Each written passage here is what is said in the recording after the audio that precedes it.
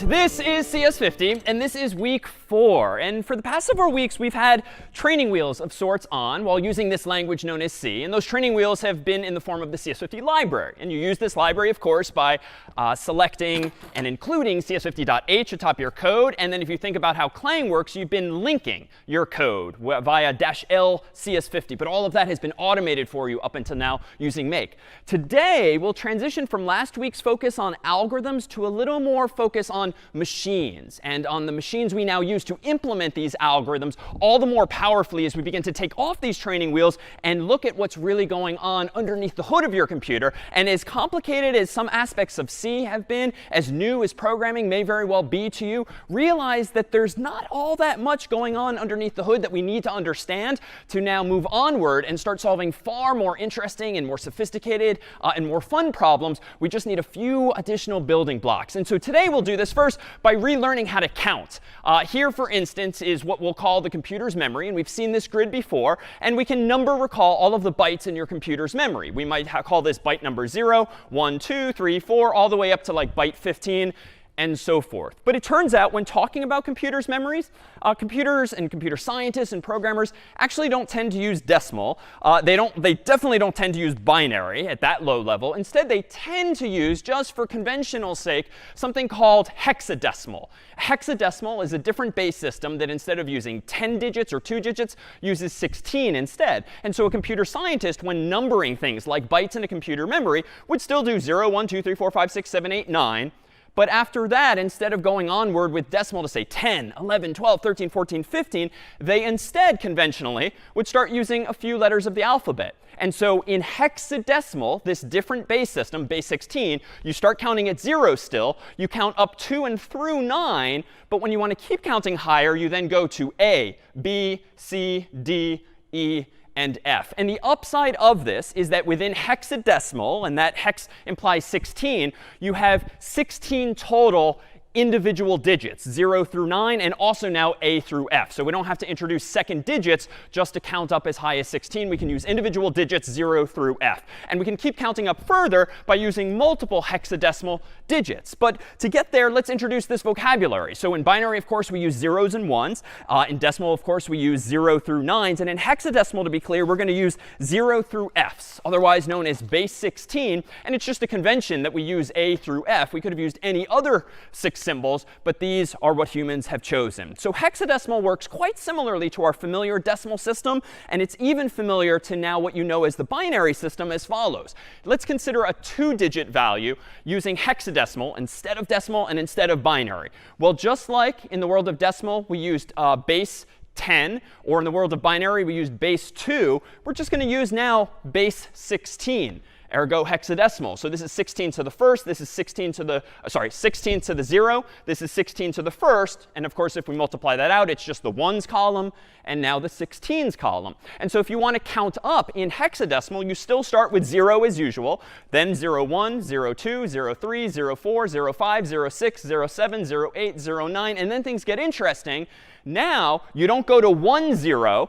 Because that would be incorrect. 1, 0 in this base system would be like 16 times 1 plus 1 times 0. That's not what we want. After the number we know as 9, we now count up to A, B, C, D, E, F. And now things get interesting again. But just like in the decimal system, when you count up to like 99, you have to start carrying the 1. Same thing here. If you want to count past F, you carry the 1. And so now, to represent one value greater than F, we use 1, 0, which looks like 10, but it's not 10. In hexadecimal, it is 1, 0. 16 times 1 gives us 16. 1 times 0 gives us 0. And of course, that gives us the decimal number we now know as 16. So we will no longer introduce more and more base systems. But let me stipulate that just by using these columns that you learned back in grade school, presumably, can you implement any base system now? It just so happens that in the world of computers, and today in the world of memory, and soon also files, it's just going to be very conventional to be able to recognize and use hexadecimal. And in fact, there's a reason humans like hexadecimal, or at least some humans, computer scientists. Recall that if we count up as high as FF, in this case, we would still do the same math. So 16 times 15 plus 1 times 15 is going to give us really this, or of course, 240 plus 15, or 255. And I did that pretty quickly, but that's just the sort of grade school math of multiplying the column by the value that's in it, where again, each of these f's is how we now express 15 using a single digit. But recall that we've seen 255 before. Back when we talked about binary a few weeks ago, 255 also happened to be the pattern that we see here, 8 1-bits using binary. And so the reason that computer scientists tend to like hexadecimal is that, you know what, in 8 bits, there's actually 2 pairs here, like 4 on the left, 4 on the right. If we sort of scooch these things over, it turns out that because hexadecimal allows you to represent 16 possible values, it's a perfect system for representing 4 bits at a time. After all, if you've got 4 bits here, each of which can be a 0 or 1, that's 2 times 2 times 2 times 2 possible values for each of those, or 16 total values, which is to say that in the world of computers, if you ever want to talk in units of 4 bits, it's wonderfully convenient to use hexadecimal instead, only because, conveniently, 1 hexadecimal digit happens to be equivalent to 4 binary digits, 0s and 1s. So 0, 0, 0, 0, all the way up through 1, 1, 1, 1. So why do humans do this? It's just now the human convention because of that convenience. Now, some of you may very well have seen hexadecimal before. In fact, recall our discussion in week 0 of RGB, where we discussed the representation of colors using some amount of red, green, and blue. And at the time, we used this example. We took our example out of context. Instead of using high as a string of text, we reinterpreted 72, 73, and 33 as a sequence of colors. How much red do you want? How much green do you want? How much blue do you want? And that's fine. It's perfectly fine to think and express yourself in terms of decimal. But computer scientists tend not to do it that way in the context of colors and in the context of memory. Instead, they tend to use something called hexadecimal. And hexadecimal here would actually just have you change these values from 72, 73, 33 to the equivalent hexadecimal representation. And we won't bother doing the math here, but let me just stipulate that 72, 73, 33 in decimal is the same thing as 484921 in hexadecimal. Now, obviously, if you glance at these 3 numbers, it's not at all obvious if you're looking at hexadecimal digits or decimal digits, because they do use the same subset, 0s through 9s. And so a convention, too, in the computing world is anytime you represent hexadecimal digits, you tend to prefix them just because with 0x. And there's no mathematical meaning to the 0 or the x. It's just a prefix you put there to make clear to the viewer that these are hexadecimal digits, even if they might otherwise look like decimal digits. So where are we going with this? Well, those of you who might have experimented in the past with making your own web pages and making them colorful, or those of you who are artists and have used programs like Photoshop, odds are you've seen these codes before. In fact, here are a few screenshots of Photoshop itself. If you click on a color in Photoshop and you pull up this window, you can change the color that you're drawing on the screen to be any of the colors of the rainbow. But more arcanely, if you look down here, you can actually see these hexadecimal codes because it's become human convention over the years to use hexadecimal to represent different amounts of red, green, and blue. So if you have no red, no green, no blue, otherwise represented as 00, 00, 00, 0, well, that's going to give you the color we know here as black. It's sort of the absence of any wavelengths of light there. If by contrast, though, you change all of those 6 digits to the highest possible value, which again is f, the range in hexadecimal is 0 through f, otherwise in decimal being 0 through 15, well, with FF, that's like a lot of red, a lot of green, a lot of blue. And when you combine those wavelengths of light, you get the color we see here as white. And you can imagine now combining different amounts of red or green or blue. So for instance, in hexadecimal, FF0000 is the color we know as red. 00FF00 is the color we know as green. And finally, 0000FF is the color we know as blue, because again, the system that programmers and artists often, but don't always use, is indeed this system of RGB for red, green, and blue. So we introduced this here, not because you have to start thinking any differently, because again, the mathematical mechanism is the same as week 0, but you're going to start seeing numbers in examples, in programs, as just appearing in hexadecimal by convention, as opposed to actually being interpreted as decimal. So if we consider now our computer's memory, we'll now start thinking of this whole canvas of memory, all of these bytes inside of our computer's memory, as being enumerable as like 0, 1, 2, all the way through f. And then if we keep counting, we can go to 1, 0, 1, 1, 1, 2, 1, 3, 1, 4, 1, 5, 1, 6, 1, 7, 1, 8, 1, 9, 1a, 1b, 1c, 1d, and so forth. And it's fine if it's not nearly that obvious as you look at these things what the decimal equivalents are. That's not a problem. It's just a different way of thinking about the locations, in this case, of a computer's memory, or the representation of one color or another. All right. Well, let's now use this as an example of an opportunity, rather, to consider what's actually being stored in our computer's memory. And to be clear, I'll start prefixing all of these memory addresses, so to speak, with 0x, just to make clear that we're now talking indeed in terms of zeros and ones. So here's a simple line of code. Out of context, we would need to actually put this in main or some other program to actually do anything with it. But we've seen this before many times now, where you declare a variable, for instance, n for number, declare it as an int for its type, and then perhaps even assign it a value. Well, what's actually going on when we use this kind of code in our computer? Well, let's go ahead and whip this thing up in an actual program. Let me create a file called address.c, because I want to start experimenting with some addresses in the computer's memory. I'm going to go ahead and include standardIO.h. I'm going to give myself int main void. And down here, I'm going to go ahead and declare exactly that variable, int n equals 50. And then I'm going to go ahead and print out with %i and a \0 the value of n. So nothing interesting there, nothing too complicated. I'm going to go ahead and make address. And then I'm going to go ahead and do /address. And of course, as per week 1, we should hopefully see just the number 50. But today, we're going to give you some more tools with which you can actually start poking around your computer's memory. But let's first consider this line of code in the context of your computer's hardware. So if you're writing a program with a line of code like this, that n needs to be somewhere in your computer's memory. That 50 needs to be put somewhere in your computer's memory. So if we again consider this to be just part of our computer's memory, a few dozen bytes, well, suppose that that variable n happens to end up down here. I've deliberately drawn n as taking up 4 bytes, 4 squares, because recall that an integer, typically, at least on CS50 IDE and modern systems, tends to be 4 bytes. So I made sure to have it fill 4 complete boxes. And then value might be 50. That's actually stored there. Well, it turns out that within your computer's memory, again, there are these addresses that are implicitly there. So even though, yes, we can refer to this variable n based on the variable name I gave it in my code, surely this variable exists at a specific location in memory. I don't know offhand where it is, but let me just propose that maybe it's at location 0x12345678. Just an arbitrary address. I have no idea in actuality where it is, but it certainly does have an address, because every one of these squares inside of your computer's memory has an address, a unique identifier like 0, 1, 2, and so forth. Maybe the 50 ended up at memory address 0x12345678.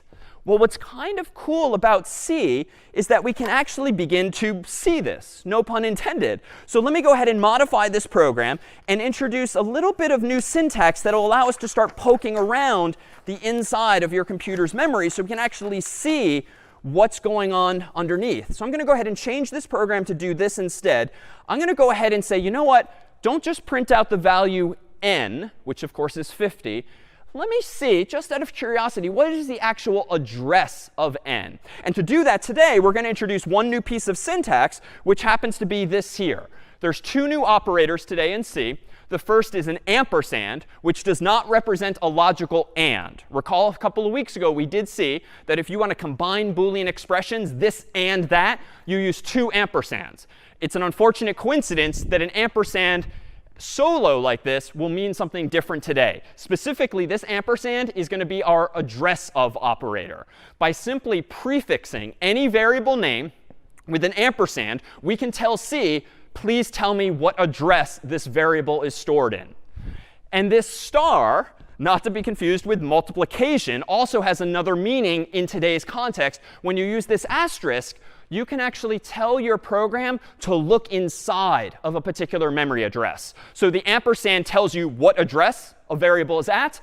The star operator, otherwise known as the dereference operator, means go to the following address. So they sort of are reverse operations. One figures out the address, one goes to the address. And so let's see this for real here. Let me go ahead and change my n in my program here to ampersand n. So I want to print out not the number in n, but the address of n. And now how do I print out an address? Well, it is just a number, but actually printf supports a different format code for addresses. You can do %p, for reasons we'll soon see, that says to print out the address of this variable and interpret it as hexadecimal, again by convention. So I'm going to go ahead and make address now after only making two changes to this file. Everything seems to compile OK. Now I'm going to go ahead and run address, and we will see that in this particular program, address.c, for whatever reason, that variable n ended up at crazy location 0x7f fd 80792f7c. Now, is that useful? Not in practice necessarily. We're going to make this become useful by leveraging these addresses, but the specific address is not interesting. I'm glancing at this number. I have no idea what that number is in decimal. I would have to do the math or frankly just Google a converter and do it for me. So again, that's not the interesting part. The fact that this is in hexadecimal is just an implementation detail. It happens to represent the location of this variable. And again, we won't want to do this necessarily, but just to be clear that one of these operators, the ampersand, gets the address, and the star operator goes to an address, we can actually undo the effects of these things. For instance, if I print out now, not ampersand n, but just out of curiosity, star ampersand n, I can kind of undo the effects of this operator. Ampersand n is going to say, what is the address of n? Star ampersand n is going to say, go to that address. So this is kind of a pointless exercise, because if I just want what's in n, I can just obviously print n like we began. But again, just as an intellectual exercise, if I prefix n with the address of operator and then use the asterisk and say go to that address, it's the same exact thing as just printing n itself. So let me change the format code back to an integer instead of %p. Let me go ahead and make address now. Seems to compile OK, and run address, and voila, we're back at the 50. So as weird as the syntax today might start to feel, realize that these operators at the end of the day are relatively simple in what they do. And if you understand that one just kind of undoes the effects of the other, can we start to build up some pretty interesting programs with them? And we're going to do so by leveraging a special type of variable, a variable called a pointer. And there's that p in %p. A pointer is a variable that contains the address of some other value. So we've seen integers before. We've seen floats and chars and strings and other types as well. Pointers now are just a different type of variable that store the address of some value. And you can have pointers to integers, pointers to chars, pointers to bools, or any other data type. A pointer references the specific type of the value that it actually is referring to. So let's see this more concretely. Let me go back now to my program here, and let me introduce another variable here. Instead of immediately printing out something like n, let me go ahead and introduce a second variable that is of type int star. And this, I will admit, is probably the most confusing piece of C syntax that we'll in general see, just because, my God, star is now used for multiplication, for going to an address, and also now declaring a variable. This is arguably not the best design decision, but it was made decades ago. So this is what we have. But if I do int star p equals ampersand n, now what I can do down here is print out the address of n by temporarily storing it in a variable. So I'm not doing anything new just yet. I'm still declaring on line 5 an integer called n, assigning it the value 50. What's new now on line 6 is that I'm introducing a new type of variable. This type of variable is known as a pointer. A pointer, again, is just a variable that stores the address of some value. And the syntax, admittedly weird, for declaring a pointer to an integer is literally say int, because that's the type you're pointing to, star, and then the name of the variable you want to create. And I could call this anything, but I'll call it p to keep it succinct. And again, on the right-hand side of the equal sign is the same operator as before. If you want to figure out what is the address of n, it's just ampersand n. And so we can store that address now somewhere longer term. Before I just passed in ampersand n and printf did its thing. Now I'm temporarily on line 6 storing that address in a new variable called p. And its type is technically int star, is what a programmer might say. So it would be incorrect to say int p equals ampersand n. And indeed, our compiler, Clang, won't like that. It won't let you compile the code most likely. And so instead, I do int star p to make clear that I know what I'm doing. I am storing the address of an int, not an integer per se. So if I go ahead now and save this, recompile it with make address, and notice I changed one line of code too earlier. I went back to %p to print a pointer. That is an address. And I'm printing out the value of p, no longer the value of n. If I now run /address, voila, there's that cryptic address. And these addresses may very well change over time. Depending on what's going on inside of your program or other things on the system, these addresses might be different each time. And that's to be expected and not something to be relied on. But it's clearly some random cryptic address similar to my arbitrary 0x1234567 before. But now let's just undo this operation. Just so we can come full circle here, let me now propose how I can print out the value of n. And let me call on someone for this if I can. If my goal now on line 7 is no longer to print the address of n, but to print n itself using p, I'm going to go ahead and change preemptively the format code to %i. And a shorthand notation would obviously be just print n. But suppose I don't want to print n for this exercise. How can I now print the value in n by referring to it by way of p? What should I literally type as printf's second argument to print out the value of n by using this new variable p in some way? Yeah, let's call on Joshua. I believe if you use the ampersand before the p, it will probably do it. OK, ampersand p. Let me go ahead and try that. Let's try ampersand p to print out this value. So ampersand p, I'm going to save the file. I'm going to do make address and enter. And it doesn't seem to be the case. Notice that I'm getting an error. It's a little cryptic. Format specifies type int, but the argument has type int star star. More on that another time. So it turns out this wasn't correct. Let's take one other suggestion. Because the ampersand, recall, gets the address of something, but p is already an address. So Joshua, what you technically proposed was get me the address of the address, and that's not the direction we want to go. We want to go to what is at that address. Sophia, what do you think?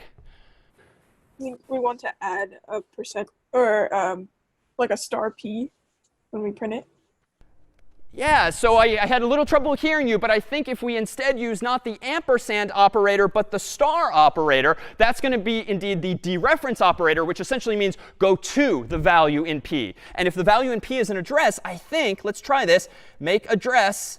Yep, that compiled OK this time. Now if I do /address, hopefully I will now see indeed the number 50. So again, we don't seem to have made any fundamental progress. At the end of the day, I'm still just printing out the value of n. But we've introduced this new primitive, this new puzzle piece, if you will, that allows you programmatically to figure out the address of something in the computer's memory and to actually go to that address. And we'll soon see exercise more sophisticated control over it as well. But let's come back to picture a pictorial representation of this and consider what it is we just did in the context now of this code. So inside of my main, the two interesting lines of code really were these two lines first, before we made Sophia's addition and actually dereferenced p and printed it out with printf. But let's consider for a moment what these values now look like in a computer's memory. And again, the syntax is a little cryptic because we now have a star and an ampersand. But again, that just means now we get to start thinking in terms of the computer's memory. So for instance, here's a grid of memory inside of my computer. And maybe, for instance, instance, the 50 and the n end up down there. They could end up anywhere, not even pictured on the screen here. They end up somewhere in the computer's memory for our purposes thus far. But it technically lives in an address. And let me simplify the address just so it's quicker to say. This 50 now, stored in the variable n, maybe it actually lives at address 0x123. I have no idea where it is, but we've clearly seen that it can live in a seemingly random address like that. Now, what about p? P is technically a variable itself. It's a variable that stores the address of something else, but it's still a variable, which means when you declare p with the code earlier, it actually does take up some bytes of memory on the screen. And so let me go ahead and propose that p happens to end up in memory here. Now, p is deliberately drawn to be longer here. I'm consuming 8 total bytes this time because it turns out on modern computer systems, including CS50 IDE, pointers tend to take up 8 bytes. So not 1, not 4, but 8 bytes. So I've simply drawn it to be bigger. So what is actually stored in the variable p? Well, it turns out that, again, it's just storing the address of some value. So if the integer n, which itself is storing 50, is at location 0x123, and pointer p is being assigned that address, it's just like saying, well, stored in this variable p is literally just a number represented here in hexadecimal notation, 0x123. So that's all that's going on inside the computer's memory with those 2 lines of code. Like, there's nothing fundamentally new except the fact that we have new syntax with which to refer to these addresses explicitly. This is n down here. This is p up here. And the value of p just happens to be an address. Now, I keep saying that these addresses are a little cryptic, they're a little arbitrary, and they are. And honestly, it is rarely, if ever, going to be enlightening to know as a human what address this integer n is actually at. Who cares if it's at 0x123 or 0x456? Generally, we don't. And so computer scientists, when talking about computers' memory, tend not to talk at these low-level details in terms of actual numbers. Instead, they tend to simplify the picture, sort of abstract away all of the other memory, which frankly is not relevant to the discussion thus far, and just say, you know what? I know that p is storing an address, and that address happens to be that of 50 down here, but I really don't care in my everyday programming life what these specific addresses are. So you know what?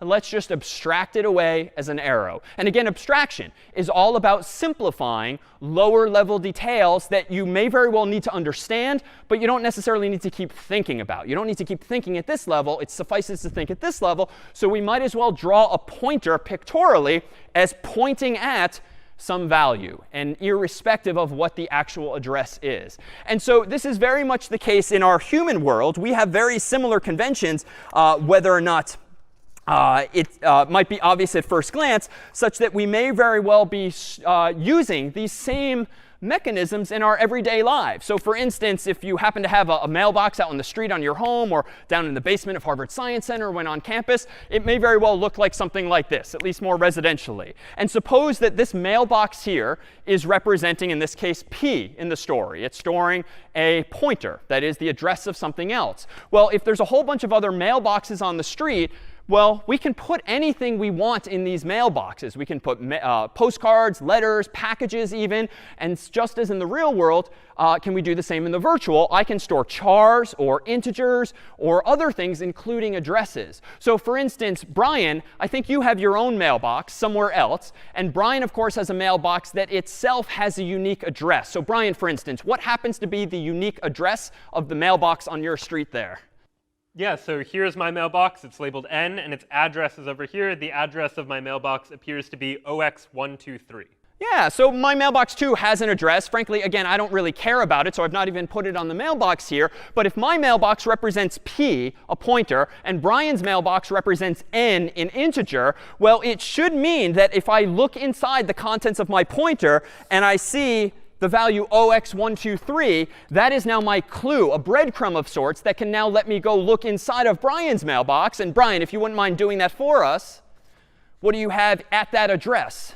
And if I look in my mailbox at address 0x123, I have the number 50 inside of this mailbox. Yeah, indeed. So in this case, he happens to be storing an int, but it could be anything else. And again, we don't typically care about these specific addresses. Once you understand the metaphor, really, we can do something silly and really just think of this mailbox as storing a value that's like pointing at Brian's mailbox. It's some kind of indirection drawn there pictorially as an arrow. Here is a silly foam finger, or if you prefer, a foam Yale finger, pointing instead at Brian's mailbox just as a sort of breadcrumb leading us to some other value on the screen. So when we talk today and beyond about addresses, that's all we're talking about. We humans in the real world have been using addresses for eons now to uniquely identify our homes or businesses or the like. Computers do the exact same thing at a lower level using their computer's memory.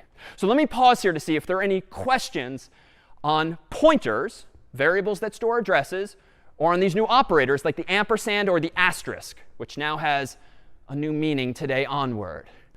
Nothing yet? All right, seeing none. Well, let's consider now this same story in the context of a completely different data type. Thus far, we've played only with ints, but consider strings. We've spent a lot of time on strings using encryption with them and solving implementing electoral algorithms using users' input. So let's consider a fundamentally different data type that stores not individual integers, but strings of text instead. So for instance, in any program involving a string, you might have a line of code that looks like this. String s equals quote unquote hi, in all caps with an exclamation point. So that may very well be a line of code that we've seen thus far. What's actually going on inside of the computer's memory? Well, let me propose that when you type in quote unquote hi in a computer, it ends up somewhere in your computer's memory. So hi exclamation point plus, per last week, a \0, or 2 weeks ago, a \0, which is how a computer represents the end of that string. But let's look a little more carefully at what is going on underneath this hood here.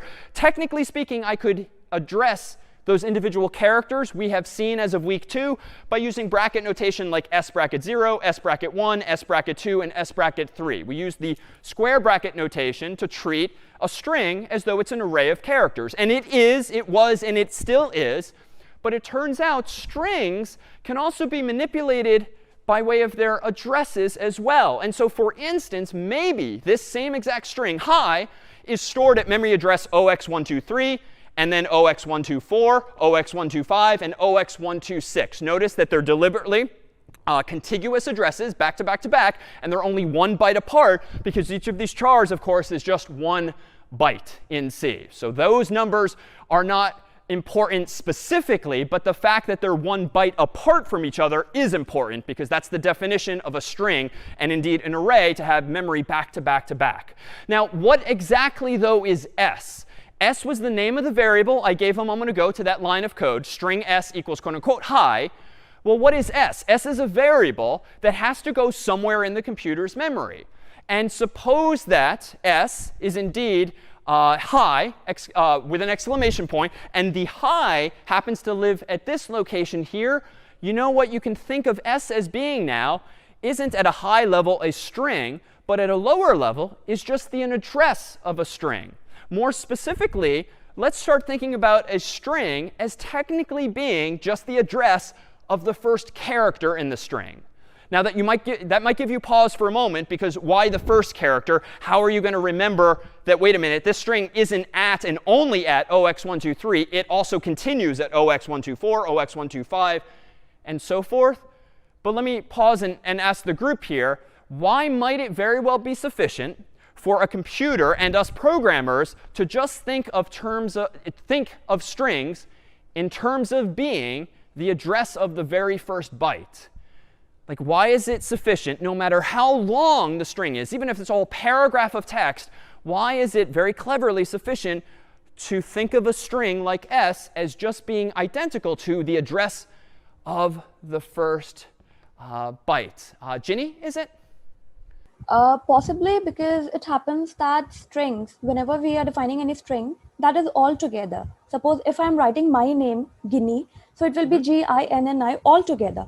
So it will be sufficient if something is pointed towards just first character of my name, so that I can just follow up for the first character and then get all the characters afterwards.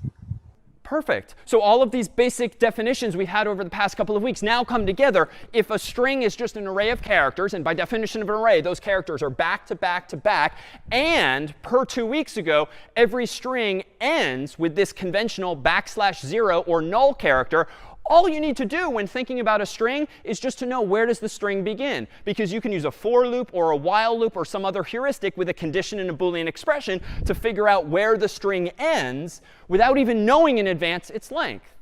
So that is to say, let's start for the moment thinking about strings as being quite simply that, just the address of the first character in the string. And if we then take that as fact, let's go ahead now and start playing with a program that doesn't use integers, but instead use strings using this basic primitive. So let me go ahead and delete the code I'd written before in address.c. Let me just change it up to be string equals quote unquote hi. Semicolon. And notice I'm not manually typing any \zeros. C does that for us automatically. When you close the quote, the compiler takes care of adding that \0 for you. Now I'm going to go ahead on the next line and go ahead and print out %s\n, comma s, if I want to print out that string. Now this program is not at all interesting anymore. Back in week 1, we wrote something like, OK, yes, it is interesting because I screwed up. So 5 errors. I've written 7 lines of code and 5 errors. And let's see what's going on. As always go to the top, because odds are there's just some confusing cascading effect. The very first error I see is use of undeclared identifier string. Did I mean standard in? I didn't mean standard in. String, string, string. So I could run help 50 as my friend here, but honestly, I make this mistake often enough that I kind of know now that I forgot to include CS50.h. And indeed, if I now do this and recompile, make address, OK, all 5 errors are gone just by that one simple change. And if I run address now, it's just going to quite simply say hi. But let's now start to consider what's going on underneath the hood of this program. Suppose I am curious and want to print out what is actually the address at which this string lives. Well, it turns out, let me be clever here. Let me print out not a format code of %s, but %p. Show me this same string as an address.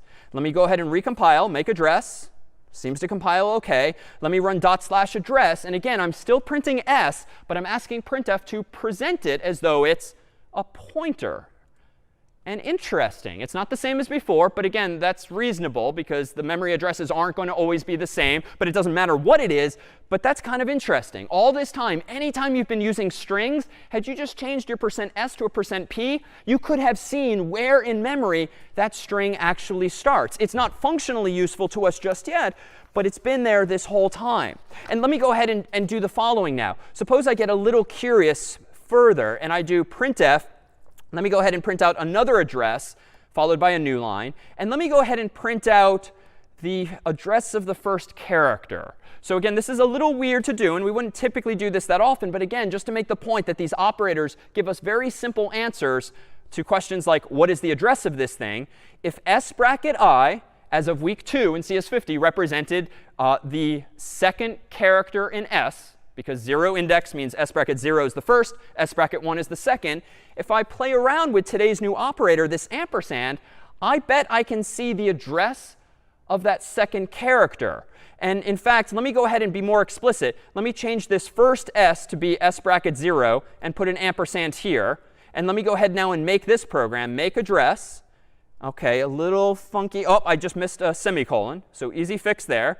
Let me go ahead and recompile with make address. Let me go ahead and run /address. And interesting. Well, maybe. Interesting to me. So you see now 2 addresses, the first of which is OX4006A4, which apparently is the address of the first character in S.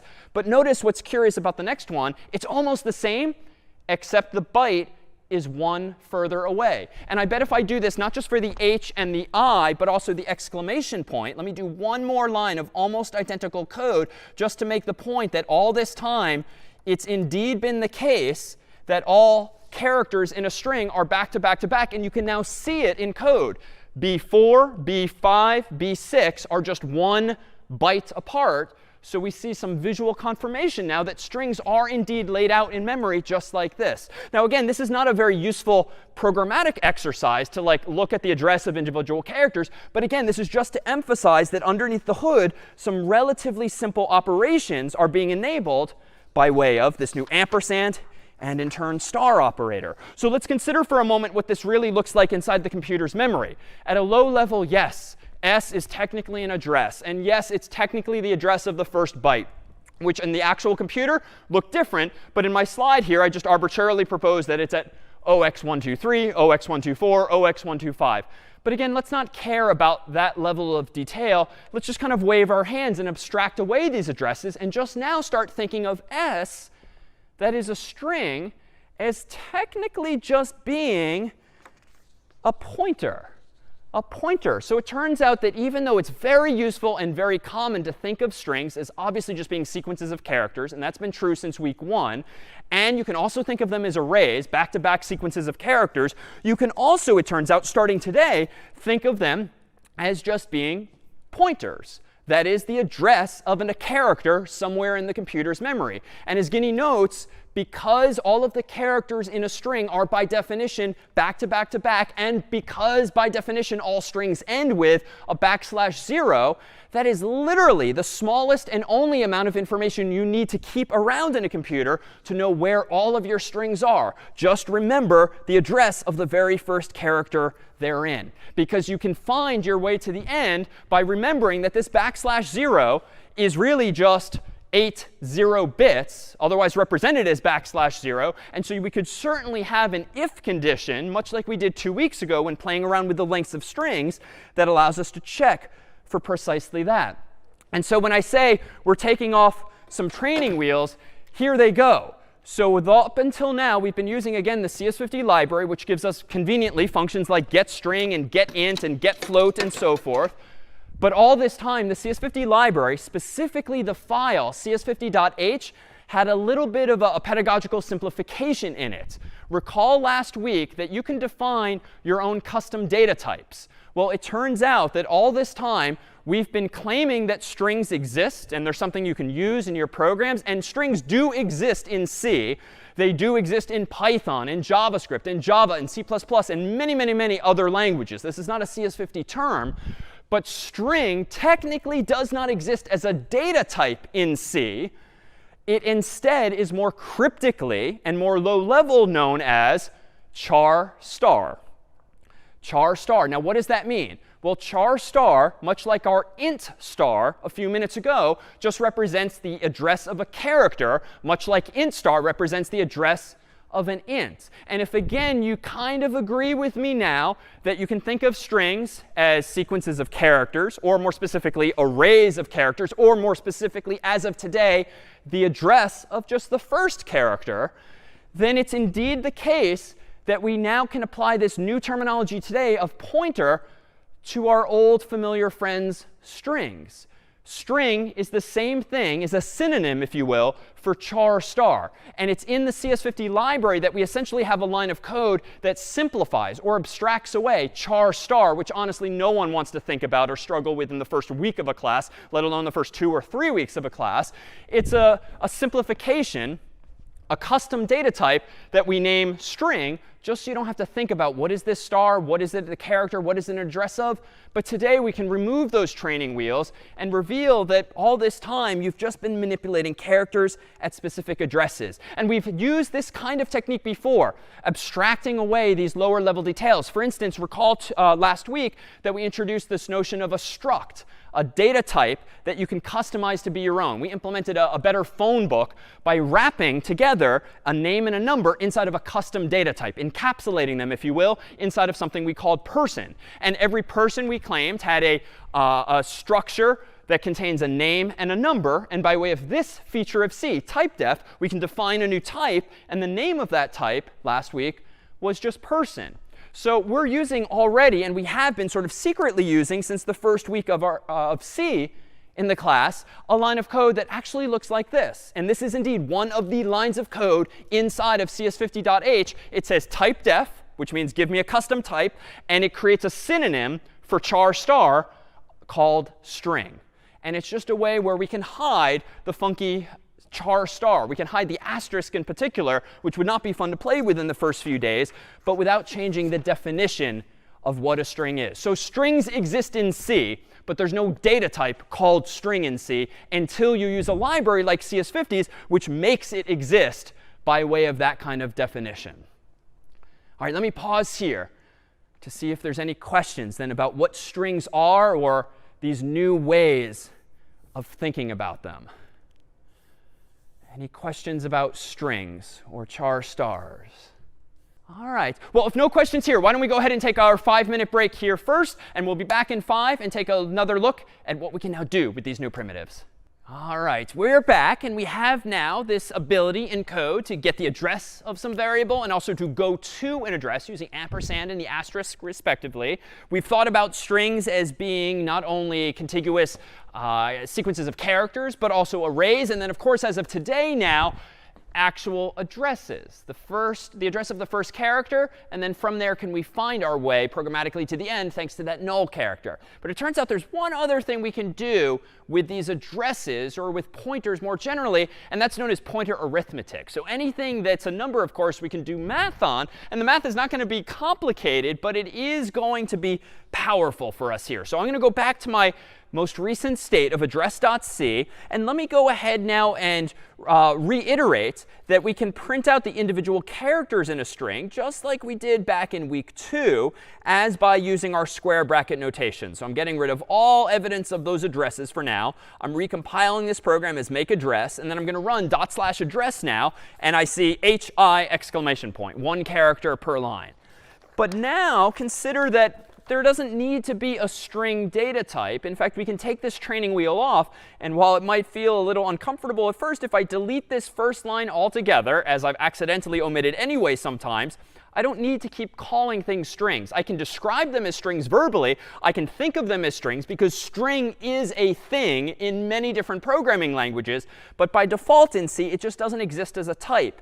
Instead, the type is somewhat cryptically named char star. But again, all that means is that the star means here's the address of something. Char means it's the address of a char. So char star gives you a pointer variable that's going to point to a character. So now if s is that, I can actually treat it the same. There's no reason I can't keep using s like a string was back in week 2 using our square bracket notation. And I can keep printing out hi exclamation point using that same square bracket syntax. But there's one other way I can do this. If I now know that s is really just an address, I can get rid of this square bracket notation, and I can actually just do *s. Because recall that star, in addition to being the new symbol that we use when declaring a pointer up here, it's also the same symbol, confusingly, admittedly, that we use to go to an address. So if s is storing an address, which it is by definition of being a pointer, *s means go to that address. And per my picture earlier, it would seem to be the case that s is most likely at an address beginning at like 0x123. It's not going to be the same in my actual IDE here. It'll be whatever the computer has ordained, but it's going to be the same exact idea. So let me go ahead and go to *s. And just for kicks, let me leave it as just that one line. So let me go ahead and rerun this as make address. All right, and now /address, and I should see hopefully a capital H, and only an H. But watch this. If I know that s, a string, is technically just an address, I can actually now do math on it. And I can go ahead and print out another character followed by a new line. And I can go to, not s, but how about s plus 1? So I can do some very simple arithmetic, if you will, on that pointer. And let me go ahead and now recompile this. So make address. Compiles OK, /address, and I should see hi. And if I do one more line of code like this, printf %c \n *s plus 2, I can now go to the character that is 2 bytes away from whatever s is, which again is the start of the string. So now I've reprinted hi with the exclamation point character by character, but not by using this fancy square bracket notation, fancy only in the sense that it was sort of an abstraction for us, if you will. I'm instead manipulating s for what it really is, which is just an address. And so here too, and I've used this phrase before, that square bracket notation that we introduced in week 2 is technically just syntactic sugar. Like it's not doing anything fundamentally different from these asterisks and these addresses. It's just doing it honestly in a much more user-friendly way. I still prefer personally the square bracket notation from week 2. But it's the same thing as using the star and doing this math yourself. So C is just providing us with this handy feature of using square brackets that does all of this so-called pointer arithmetic for you. But again, we're going to this low level just to emphasize what it is that's going on ultimately underneath the hood here. All right, let me pause here for any questions. And Brian, please do feel free to verbalize any on your end. I see a question that came in about what would happen if you tried to print *s plus 3. So I'm pretty sure that's going to print out the null character, but let's go ahead and confirm as much here. %c \n star s plus 3.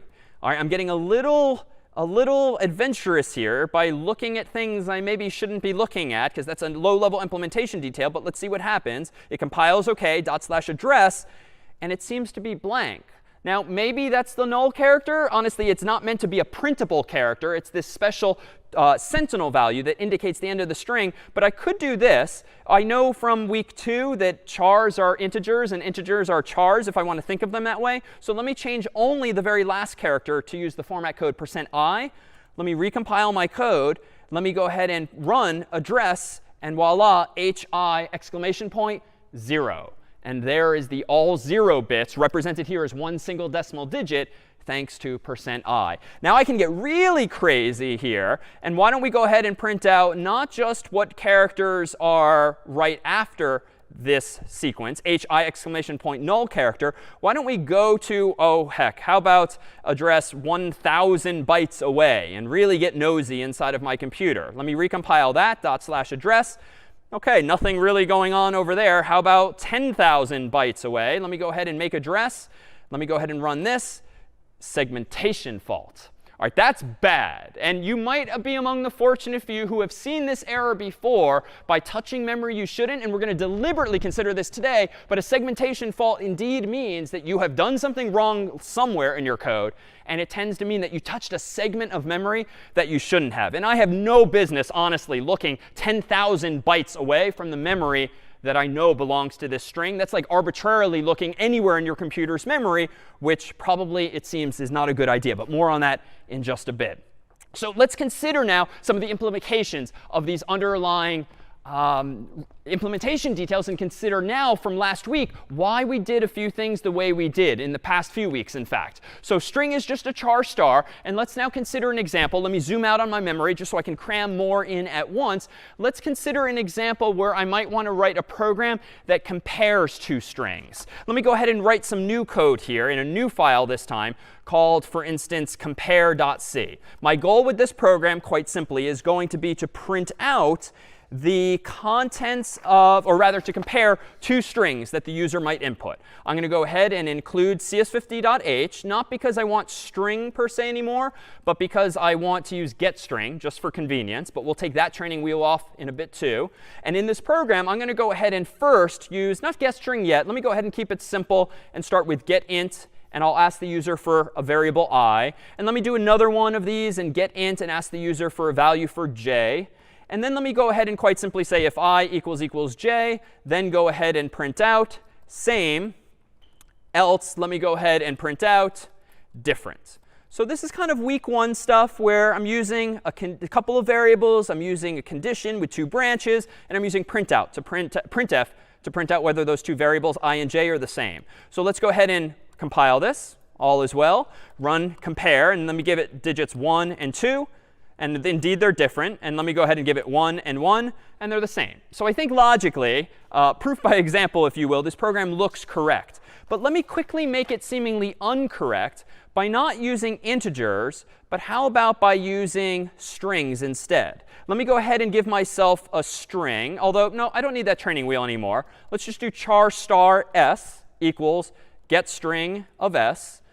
But again, even though I'm calling it char star, it's still a string like it was weeks ago. Let me give myself another string called t, just to keep the name short. And s will get, t will get that value there. And let me just very naively, but kind of reasonably, say if s equals t, let's go ahead and print out same. And otherwise, let's go ahead and print out different. So same exact code, just different data types and using getString instead of getInt. Let me go ahead and make compare. Seems to compile OK, /compare.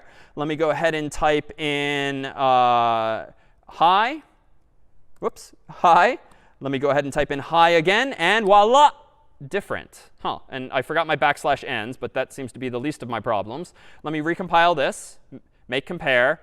And now let me run it again. How about with, let's do a quick test. David, Brian, these are definitely different. OK, good. So the program seems to work. How about David, David? Also different. Let me try again. Brian, Brian, also different. But I'm pretty sure those strings are the same. Why might this program be flawed? What is wrong with this program right now? A couple people in the chat are saying that we're not actually comparing the characters, we're comparing the addresses. Yeah, so that's sort of the logical conclusion from today's definition of what a string really is. If a string is just the address of its first character, then if you're literally doing s equals t, you're comparing those two addresses, and they are probably going to be different, even if I type in the same thing, because every time we've called getInt or getString, it's kind of plopped the user's input somewhere in my computer's memory. But we now have the tools, honestly, to answer this or vet this answer ourselves. Let me go ahead and simplify this program. And let's just, as a quick sanity check, print out s. And let's go ahead and print out t using a new line after each, just so we can see what the strings are. So let me go ahead and do this again. Make compare. OK, compiles OK. /compare. Let me type in hi, hi. And they seem to be visually the same. But recall that now I have this other format code such that I can now start treating strings as the addresses they technically are. So let me change %s to %p in both places. Let me then recompile the program and now rerun compare with both hi and hi identically typed. But notice they've ended up at slightly different memory locations. Even though I have coincidentally typed the same thing, C and my computer are not going to be so presumptuous as to use the same bytes for both strings. That's not going to give me much flexibility if I want to change one or the other. It's going to very simplistically put one in this chunk of memory and the other in this chunk of memory. And indeed, those addresses are respectively, but arbitrarily, OX22FE670 and OX22FE6B. So they are spread apart some distance. But again, it's up to the computer to decide where to actually put those. So what's actually going on inside of the computer's memory? Well, let's consider. If, for instance, this is s, my pointer, or really my string, but it's just a pointer now. It's the address of something. Notice that I've drawn it as taking up 8 squares because, again, a pointer on modern systems is 8 bytes. So that's why this thing is so big. Meanwhile, when I type in something like hi with the exclamation point, then it ends up somewhere in memory. We don't really know or care where it is, so let's just arbitrarily say it happens to end up there in my computer's memory. Now, each of those bytes, of course, has an address. I don't necessarily know or care what they are, but for explanation's sake, let's just number them again like before. OX123, OX124, OX125, OX126. When I then assign s on the left, the value from getString on the right, getString, what is it going to do? Well, all of this time since week 1, since you've been using it, it is, yes, getting a string and handing it back to you as a return value. But what does that really mean? Well, if a string is just an address, the return value of a function like getString is to return to not the string per se, because that's kind of a high-level concept. What getString has always been doing for us is returning the address of the string, or more specifically, the address of the first character in the string. And so what is technically stored in s, to be clear, is that address, OX123. It's not returning to the whole string, the H, the I, the exclamation point. Rather, it's returning just one value to you. It's returning only to you the address of the first character of that string. But again, this is all very good for just s. What's going on with t? T is kind of the same story because I'm calling getString again. T is going to get assigned the address of the first character of this version of hi. And let's just arbitrarily say it's at OX456, OX457, OX458, and OX459. And at this point, t is going to take on the value OX456. And now at this point, honestly, we're really getting into the weeds. Let's just start abstracting all of this away and use arrows to point at the values. And indeed, these arrows just represent pointers when we stop caring about the particular addresses. So s is really just a pointer, a variable pointing at the first character of hi here. T is just a variable pointing at the first character of hi there. And so when you are comparing two strings, as I was before in the earlier version of my program where I was checking if s equals t, I was indeed comparing s and t. But what are s and t? S and t respectively are 0x123 and 0x456, or whatever the actual values happen to be, which are not going to be the same because they happen to point to different chunks of memory.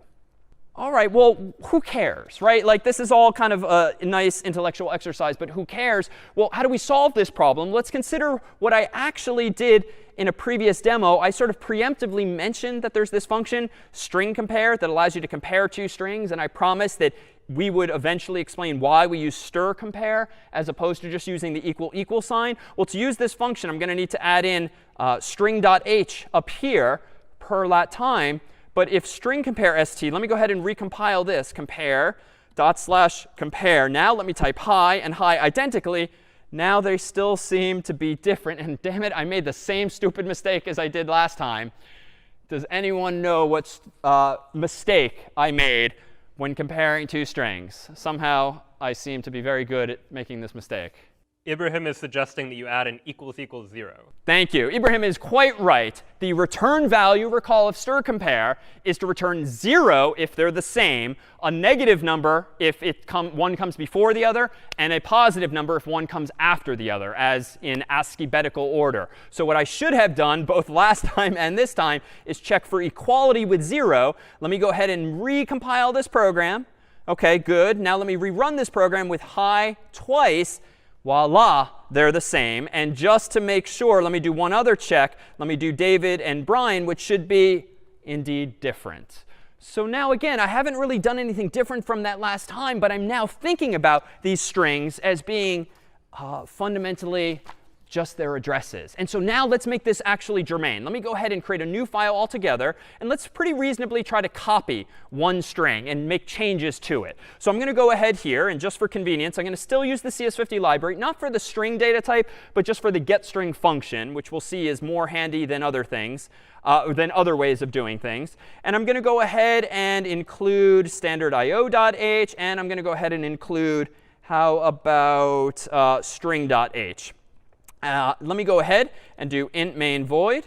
And let me go ahead in this program and get myself a string. But no, we won't call it string anymore. We'll just call it char star. So again, start taking off that training wheel. And I'm going to go ahead and get a string called s. And then I'm going to get another string, but I won't call it that. I'll call it char star t. And I want to copy s. And so you might think, based on week 1, week 2, and since that, OK, if you want to copy a variable, just do it. I mean, we've used the assignment operator to copy a variable from right to left for integers, for chars, and for other data types perhaps too. I'm going to go ahead now and make a change to the original string.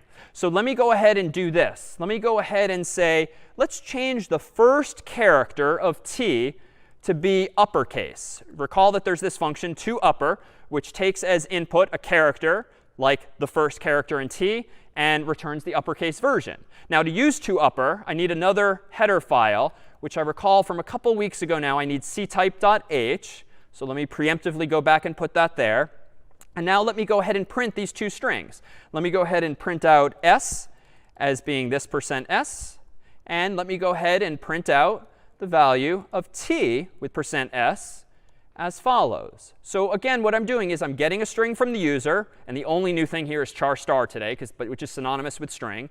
On line 10 here, I'm copying the string from right to left. And then I'm capitalizing only the first letter in the copy, otherwise known as t. And then I'm just printing both out. So let me go ahead and make copy. OK, compiles OK. Make /copy. Let me go ahead and type in hi in lowercase, all lowercase, and then enter. And voila. It would seem that I somehow capitalized both s and t, even though I only called toUpper on t. Brian, any thoughts from the group on why I've accidentally and erroneously capitalized both somehow? A couple people are saying that t is just an alias of s. Just an alias of s. That's a reasonable way of thinking of it, sure. And more precisely, any other thoughts on why this is incorrect somehow? Peter is now suggesting that they have the same address. So yeah, more specifically, all I've done is copy s into t. But again, what is s as of today? It's just an address. So yes, I have copied s, but I've copied it literally, which means copying its address, 0x123 or whatever it is. And then on line 12, notice that I'm changing t by uppercasing it, but t is at the same address of s, so really I'm changing one and the same string. So if we think about this in terms of the computer's memory, let's consider what I've just done. Let me clear the computer's memory. Let me put s down as before. Let me put hi down as before, but all lowercase this time. And recall that it might be at addresses 0x123, 124, 125, and 126.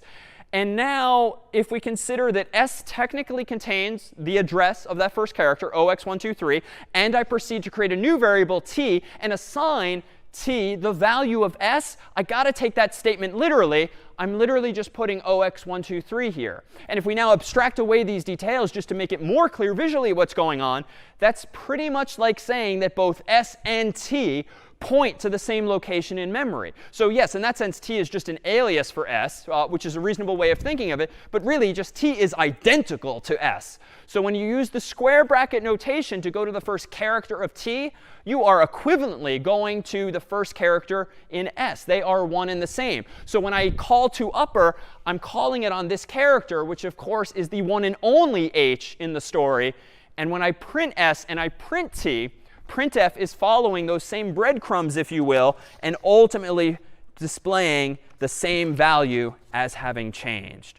So we would seem to need to fundamentally rethink how we are copying strings. And let me ask, if this is the wrong way to copy one string into the other, what is the right way? Even if you don't have the functions in mind or the right vocabulary, just intuitively, if we want to copy a string in the way that a human would think of copying one into the other, like a photograph or a photocopy, how do we want to do this?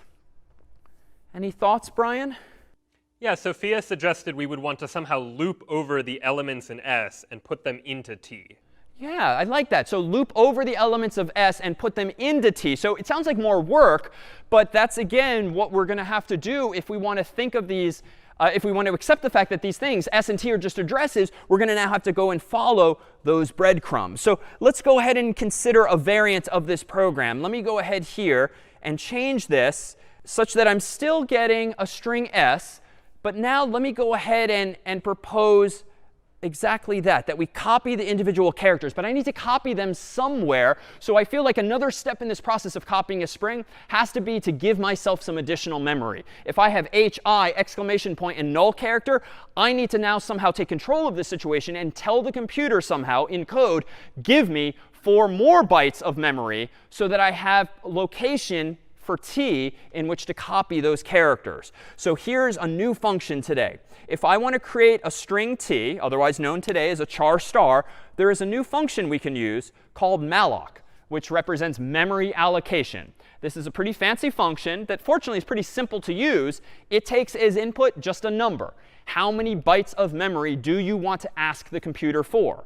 So how do I do this? Well, hi exclamation point backslash 0. I could literally just say 4, but this doesn't feel very dynamic. I think I can programmatically implement this a little more elegantly. Let me go ahead and say, give me as many bytes as there are characters in s plus 1. Plus 1. Why am I doing this? Well, hi exclamation point null character, that's technically what's stored underneath the hood. But what do you and I think of the length of hi as being? Well, odds are in the human world, it's hi exclamation point. And who cares about this low-level detail, this null terminator? You don't include that in the length of an English word or any word. You only think of the actual characters you can see. So the length of hi is hi exclamation point 3. But I do need to cleverly add 1 more byte, a 4th, for the null character, because I'm going to have to copy that over as well. Otherwise, if I don't have an identical null character, t is not going to have an obvious ending. So how do I copy now one string into the other? Well, let me go ahead and take out our old friend, the for loop from week 1, and say for I equals 0, how about actually n equals string length of s? We've done this trick before.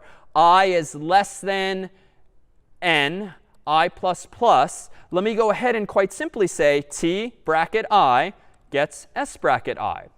So this will literally copy from S, each of the characters one at a time, into T. But I need to be a little smarter now. Even though we almost always do I less than n, I'm actually going to very aggressively say I less than or equal to n. Why?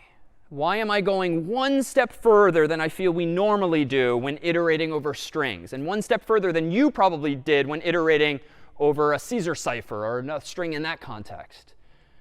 Brian, any thoughts here? Why am I going from I less than or equal to n kind of for the first time here? Selena is suggesting that we need to include the null character.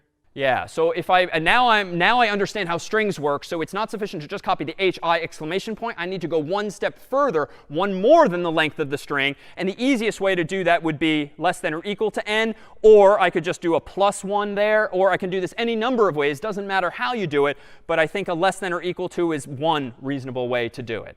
And now let's go down to the bottom here and now actually do this capitalization. Let's now change the first character in T to be the result of calling toUpper on the first character of T. And then, as before, let's go ahead and print out whatever S is. And like before, let's go ahead and print out whatever T is. And hope now that only T has been capitalized. But I do need to make one change now. It turns out that this function, malloc, comes in a file called standardlib.h. And again, this is the kind of thing that you can jot down in notes. You can always Google these kinds of things. Even I forget what header files these functions are sometimes declared in.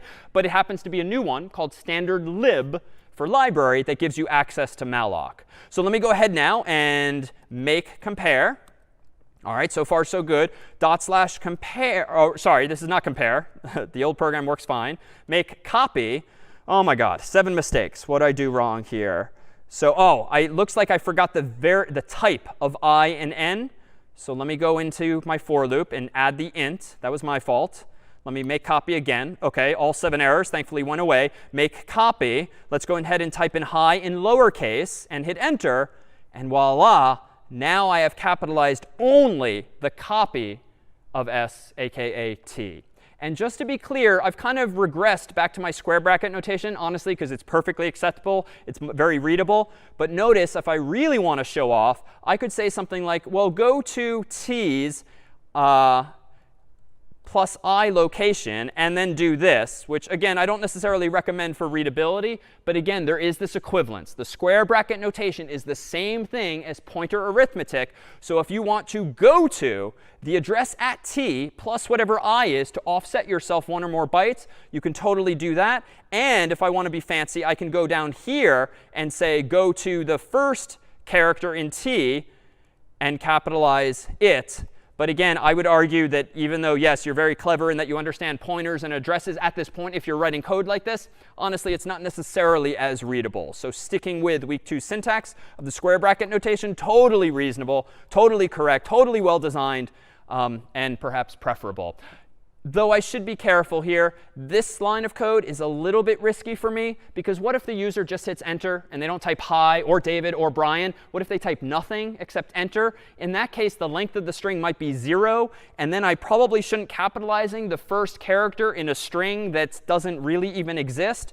So I should probably have some error checking, like if, for instance, the string length of T is at least greater than 0, then go ahead and safely do that. But again, this is just one example of some additional error checking I can add to the program. There's actually one more piece of error checking I should really do in a fully correct program, as you should do in problem sets. Sometimes things can go wrong. And if your program is so big, so fancy, and so memory hungry that you're mallocing lots and lots of memory, which you won't do in the program this small, but over time you might need more and more memory, we should also make sure that T actually has a valid address. It turns out that malloc, most of the time, is going to return to you the address of a chunk of memory it has allocated for you. Just like getString, it will return to you the address of the first byte of the chunk of memory that it has found space for.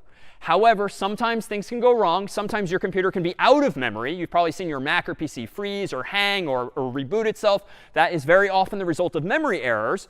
So we should actually check something like this. If T equals this special value, null, then I'm going to go ahead and just bail out and return 1, quit, just let's get out of the program. It's not going to work. This might only happen 1 out of a million times, but it's more correct to check for null. Now, unfortunately, the designers of C kind of used, or programmers more generally, use this word, which is almost the same as NUL, otherwise known as \0.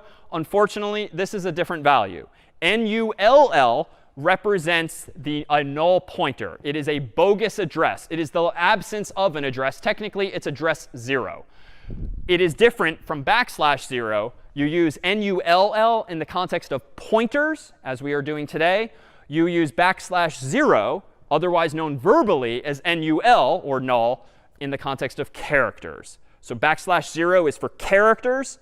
NULL in all caps is for pointers. And it's just a new symbol we're introducing today that comes with this standard lib.h file.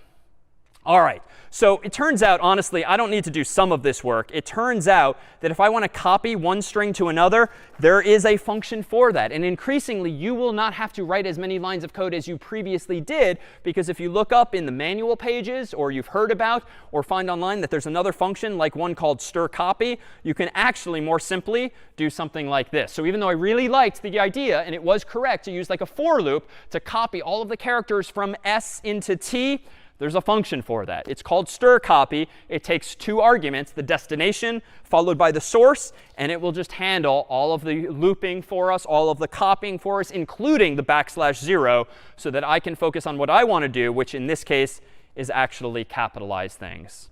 So if we consider now this example in the context of my computer's memory, we'll see that it's laid out a little differently. But there's one more bug I do want to fix first, and this is something we've not had to do yet. It turns out that anytime you allocate memory with malloc, you ask the computer for memory, the onus is on you, the programmer, to eventually give it back.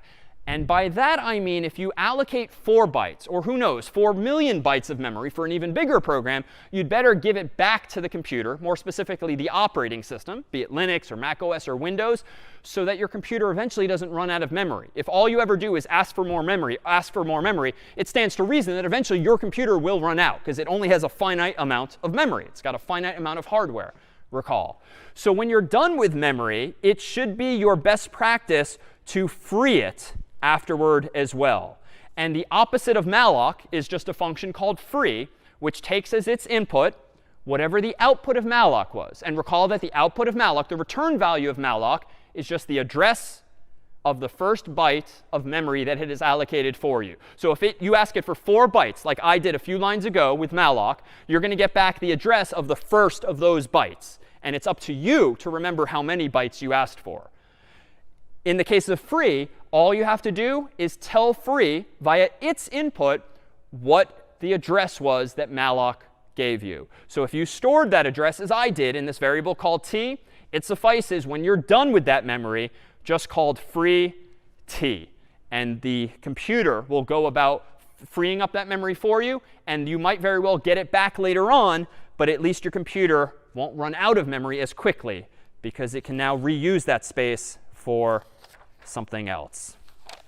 All right, let me go ahead then and propose that we draw a picture of this now new programs in memory where we copied things. So recall, this is where we left off before when comparing 2 strings. If this was S and S was pointing to HI exclamation point in lowercase, this new version of my code in copy.c, notice, still gives me another pointer called t. So that part of the story hasn't changed.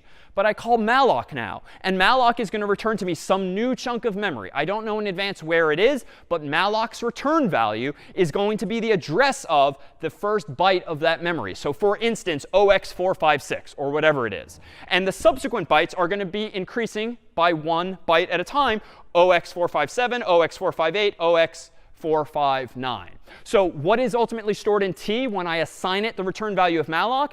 It's whatever that address is. Again, I could technically write 0x456 up here, but again, we're kind of past that. Like, that's very 30 minutes ago. Let's now focus on just the abstraction that is a pointer. A pointer is just an arrow pointing from the variable to the actual location in memory. So now, if I go about copying s into t using stir copy, or more manually using my for loop, what happens? Well, I'm copying the h over from s into t. I'm copying the I over from s into t, the exclamation point from s into t, and then lastly, the terminating null character from s into t. So the picture is now fundamentally different. T is not pointing at the same thing. It's pointing at its own chunk of memory that has now, one step at a time, been duplicating whatever was at the address s. And so this is what you and I as humans would consider presumably to be a proper copy of the program. Any questions then on what we've just done by introducing malloc and free, the first of which allocates memory and gives you the address of the first byte of memory that you can now use, the latter of which hands it back to your operating system and says, I'm done with this. It can now be reused for something else, some other variable, maybe down the road if our program were longer. Brian, any questions or confusion I can help with?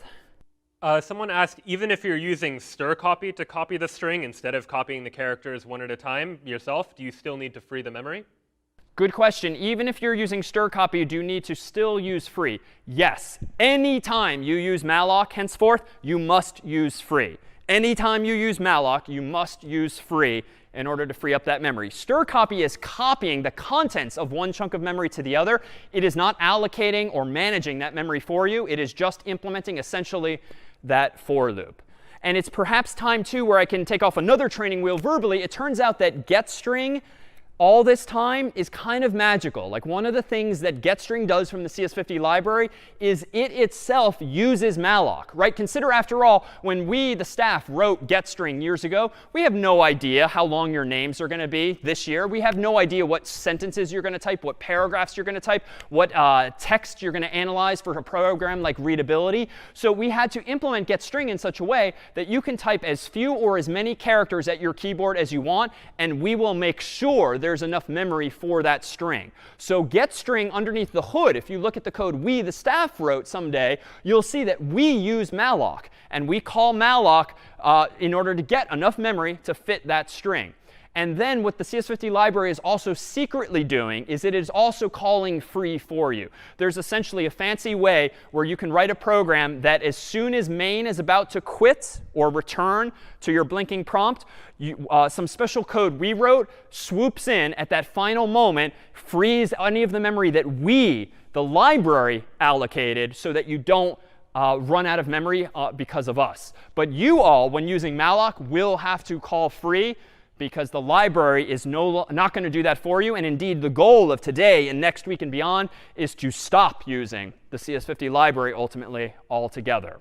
All right, well, it would be unfair, I think, if we introduce all of these fancy new techniques, but don't necessarily provide you with any sort of tools with which to chase down bugs in your new fancy code or solve problems now that are related to memory. And thankfully, there are programs via which you can chase down memory-related bugs. This is in addition to printf, that function, and help50, and check50, and debug50, and debuggers more generally. This program, and it's really the last of the new tools we'll introduce you to in C, is called Valgrind. And this is a program that exists in CS50 IDE, but it exists on Macs and PCs and Linux computers anywhere, where you can run it on your own code to detect if you're doing anything wrong with memory. What might you do wrong with memory? Well, previously, remember I triggered that segmentation fault. I touched memory that I should not.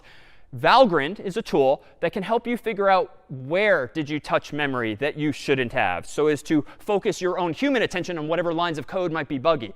Valgrind can also detect if you forget to call free. If you call malloc one or more times but don't call free a corresponding number of times, Valgrind is a program that can notice that and tell you that you have what's called a memory leak. And indeed, this is germane to our own Macs and PCs. Again, if you've been using your Mac or PC or sometimes even your phone for a long, long time and maybe running lots of different programs at once, lots of browser tabs open, lots of different programs open at once, your Mac or PC might very well have begun to slow to a crawl. Like it might be annoying, if not impossible to use, because everything is so darn slow.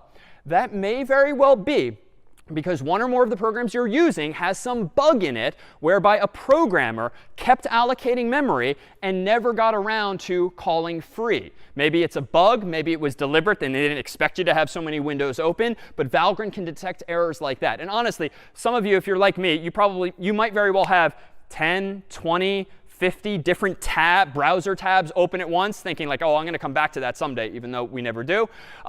Each of those tabs takes up memory. Literally, anytime you open a browser tab, think of it really as Chrome or Edge or Firefox or whatever you're using. Underneath the hood, they're probably calling a function on Mac OS or Windows like malloc to give you more memory to contain the contents of that web page temporarily. And if you keep opening more and more browser tabs, it's like calling malloc, malloc, malloc. Eventually, you're going to run out. And computers can be smart these days. They can kind of temporarily remove things from memory to free up space. This is called virtual memory. But eventually, something's going to break. And it might very well be your user experience when things get so slow that you literally have to quit the program or maybe even reboot your computer. So how do we use Valgrind? Well, let me go ahead and write a short program that doesn't do anything useful but demonstrates multiple memory-related mistakes. I'll call this file memory.c. I'm going to go ahead and open up the file memory.c and include at the top standard.io.h. And then I'm going to also preemptively include standard lib.h, which recall is where malloc is, int main void. And I'm going to keep this one simple. I'm going to go ahead and just give myself a whole bunch of integers. So this is actually kind of cool. It turns out that, well, let's go ahead. Yeah, I can do this. Let's go ahead and do this. Char star s gets malloc. And let me go ahead and give myself, how about 3 of these? Let me go ahead and allocate space for 3 chars. Or actually, let's give me 4, just like before. Now I'm going to go ahead and say s bracket 0 equals 72. S bracket 1. Actually, I'll just do this manually. Let's do h. Let's do I. Let's do our usual exclamation point, and then just for good measure, s bracket 3 gets quote unquote \0. Like this is the very manual way of actually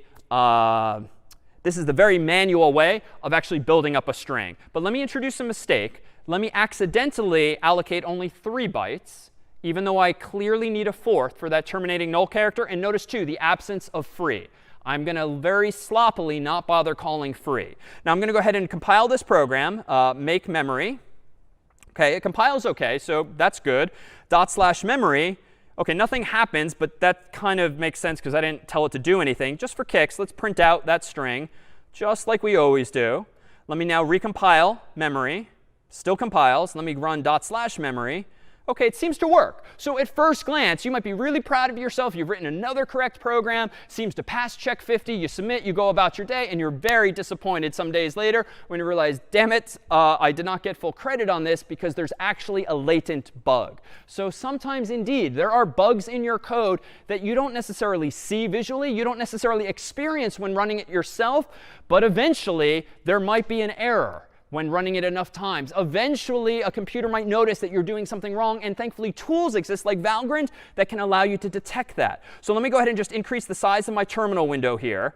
And let me go ahead and run Valgrind on /memory. So it's just like debug50. Instead of running debug50 and then / whatever the program is, you run Valgrind /memory. This one, unfortunately, is only a command line interface. There's no graphical user interface like debug50. And honestly, it's a hideous sequence of output. Like, this should overwhelm you at first glance. There's crazy crypticness here. It's not the best designed program. It really was meant for the most comfortable people. But there are some useful tidbits we can take away from it. As always, let me scroll all the way to the top, to the very first line of output, and I'll draw your attention to a couple of things that will start to jump out to you. And Help50 can help you with this.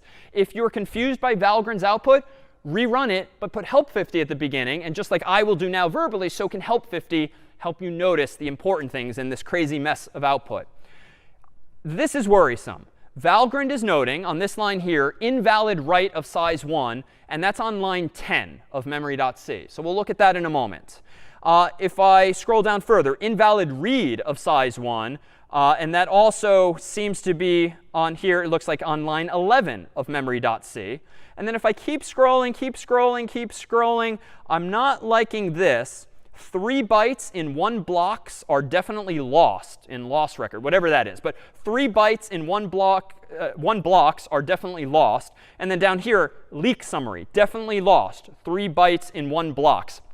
Incidentally, 1 blocks, obviously not correct grammar. This is what happens when your program doesn't have an if condition that checks if the number is 1 or positive or 0. You could fix this grammatically, honestly, with a simple if condition. They did not when writing this program years ago. So there's 2 or 3 mistakes here. One is some kind of invalid read or write, and another is this leak. Well, what is a write? A write just refers to changing a value. A read just refers to reading or using or printing a value. So let's focus on line 10. If I scrolled back down to my code and look on line 10, this was an invalid write. Invalid write. Well, why is it invalid? Well, per today's definition, if you are allocating 3 bytes, you are welcome to touch the first byte, the second byte, and the third byte, but you have no business touching the 4th byte if you've only asked for 3. This is like a small-scale version of the very adventurous and inappropriate poking around I did when I looked at like 10,000 bytes away. Even looking 1 byte away is a potential bug and can cause a program to crash. Meanwhile, line 11 is also problematic, which is an invalid read, because now you're saying go print out this string. But that string contains a memory address that you should not have touched in the first place. And the memory leak, the third problem, stems from the fact that I didn't free that memory.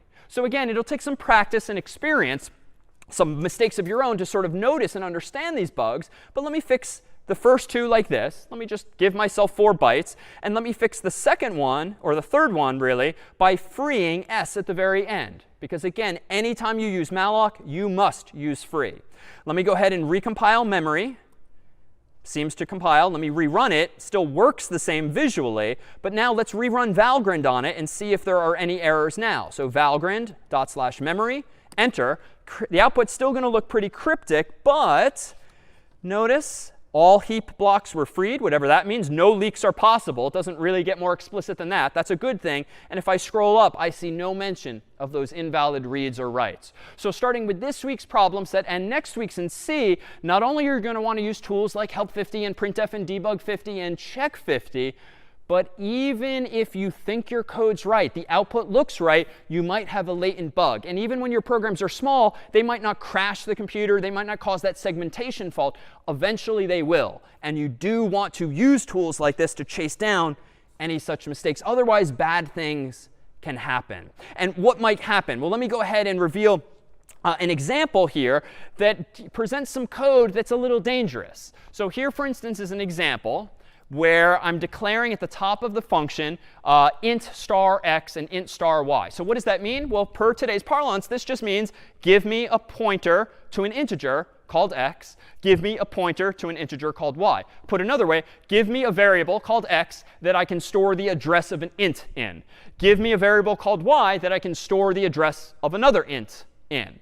But notice what I am not doing on these first 2 lines. I'm not actually assigning them a value until line 3. On line 3, even though this is weird, this is not how we've allocated space for integers before, there's no reason that you can't use malloc and say, give me enough space for the size of an integer. Size of is new. It's just an operator in C that tells you the size of a data type, like a size of an int. So maybe you forgot that an int is 4. And indeed, an int is usually 4, but not always 4 in all systems. So size of int just makes sure that it will always give you the right answer, whether you're using a modern computer or an old one. So this just means, really, allocate 4 bytes to me on a modern system. And it stores the address of the first byte in x. Would someone mind translating to sort of layman's terms, what is star x equal 42 doing? Star, again, is the dereference operator. It means go to the address and do what? How would you describe with a verbal comment what star x equals 42 is doing? Brian, would you mind verbalizing any thoughts? Yeah, so Sophia suggested that at that address, we are going to place 42. Perfect. At that address, put 42. Equivalently, go to that address in x and put the number 42 there. It's like going to Brian's mailbox and putting the 42 in his mailbox instead of what we previously had there, which was the number 50. How about this next 5th line, star y equals 13? Brian, could you verbalize someone else? What does star y equals 13 do for us? And it's not an accident that 13 tends to be unlucky. Peter says put 13 at the address y. Good. Put 13 at the address in y, or put another way, go to the address in y and put 13 there. But there's a logical problem here. What is in y? If I rewind, I never actually assign y a value. I don't initially, and I don't eventually. At least with x, even though I didn't give it a value when declaring it up here as a variable, I eventually got around to storing in it the actual address. Now, just to be really nitpicky, I should probably, even in this program, check for null just in case anything went wrong. But that's a whole other problem. It is a more damning problem that I haven't even given y a value. And here's where we can reveal one other detail about a computer. Thus far, we've been taking for granted that you and I almost always initialize our memory. If we wanted to give ourselves a char, an int, a string, we literally type it out into the program itself so that it's there when we want it. But if we consider this picture here, which is now just a physical incarnation of some of the contents of your computer's memory, playfully labeled with a lot of Oscar the Grouches, this is because you should never trust the contents of your computer's memory if you yourself have not put something there. There's a term of art in programming called garbage values. If you yourself have not put a value somewhere in memory, you should assume to be safe that it is a quote unquote garbage value. It's not a weird value. It's just a 1, a 2, an A, and B, a C. You just don't know what it is. Because if your program is running over time and you're calling functions and functions are returning, you're calling other functions and functions are returning, these values in your computer's memory are constantly changing. And your memory gets reused. When you free memory, that doesn't erase it or set it all back to zeros or set it all back to ones. It just leaves it alone so that you can reuse it, which means over time, your computer contains remnants of all of the variables you've ever used in your program over here, over here, over there. And so in a program like this, where you have not explicitly initialized y to anything, you should assume that Oscar the Grouch, so to speak, is at that location. It is a garbage value that looks like an address, but is not a valid address. And so when you say star y equals 13, that means go to that address, but really go to that bogus address and put something there. And odds are your program is going to crash. You are going to get a segmentation fault because by going to some arbitrary garbage value address, it would be like picking up a random piece of paper with a number on it and then going to that mailbox. Like, why? It doesn't belong to you. If you try to dereference an uninitialized variable, your program may very well crash. And this is perhaps no better presented than by some of our friends. Nick Parlante, a professor at Stanford University, who has breathed life into a character in claymation known as Binky. We have just a 2-minute clip from this that paints the picture of bad things indeed happening when you touch memory that you shouldn't. So hopefully a helpful reminder as to what to do and not to do with pointers. Here we go. Hey, Binky, wake up. It's time for pointer fun. What's that? Learn about pointers? Oh, goody! Well, to get started, I guess we're going to need a couple pointers. Okay, this code allocates 2 pointers which can point to integers. Okay, well, I see the 2 pointers, but they don't seem to be pointing to anything. That's right. Initially, pointers don't point to anything. The things they point to are called pointees, and setting them up's a separate step. Oh, right. I knew that. The pointees are separate. So how do you allocate a pointee? Okay, well, this code allocates a new integer pointee, and this part sets x to point to it. Hey, that looks better. So make it do something. Okay, I'll dereference the pointer x to store the number 42 into its pointee. For this trick, I'll need my magic wand of dereferencing. Your magic wand of dereferencing? That's great. This is what the code looks like. I'll just set up the number and... Hey, look, there it goes. So doing a dereference on x follows the arrow to access its pointee, in this case to store 42 in there. Hey, try using it to store the number 13 through the other pointer, y. Okay, I'll just go over here to y and get the number 13 set up, and then take the wand of dereferencing and just... Whoa! Oh, hey, that didn't work. Say, Binky, I don't think dereferencing y is a good idea, because, setting up the pointee is a separate step, and I don't think we ever did it. Good point. Yeah, we allocated the pointer y, but we never set it to point to a pointee. Very observant. Hey, you're looking good there, Binky. Can you fix it so that y points to the same pointee as x? Sure, I'll use my magic wand of pointer assignment. Is that gonna be a problem like before? No, this doesn't touch the pointees. It just changes one pointer to point to the same thing as another. Oh, I see. Now y points to the same place as x. So wait, now y is fixed. It has a pointee. So you can try the wand of dereferencing again to send the 13 over. Okay, here goes. Hey, look at that. Now dereferencing works on y. And because the pointers are sharing that one pointee, they both see the 13. Yeah, sharing, whatever. So are we gonna switch places now? Oh, look, we're out of time. But all right, so we are not quite out of time, but let's go ahead and take our second 5-minute break here. And when we return, we'll take a closer look at Oscar and more. Back in 5. All right, so I claim that there's all these garbage values in your computer's memory, but how can you see them? What Binky did was, of course, try to dereference a garbage value when bad things happen, but we can actually see this with code of our own. So let me go ahead quickly and whip up a little program here, just like something we did in week 1 or week 2, but without doing it very well. Let me go ahead and include standard.io.h as usual, int main void, and then let me go ahead and give myself an array of scores. How about an array of 3 scores? And we've done this before where we collected scores from a user. But this time I'm going to deliberately make the mistake of not actually initializing those scores or even asking the human for those scores. I'm just going to blindly go about iterating from I equals 0 on up to 3. And on each iteration, I'm just going to presumptuously print whatever is at that location in scores bracket I. So logically, my code is correct in what it's trying to do, print out the values in scores. But notice that I have deliberately not initialized any of the 1, 2, 3 scores in that array. So who knows what's going to be there. Indeed, it should be garbage values of some sort that we couldn't necessarily predict in advance. So let me go ahead and make garbage. Since this program is in a file called garbage.c, compiles OK, but when I now run garbage, we should see 3 scores, which are cryptically -833060864. Another one is 32,765, and the third just happens to be 0. So there are those garbage values, because again, the computer is not going to initialize any of those values for you. Now, there are exceptions.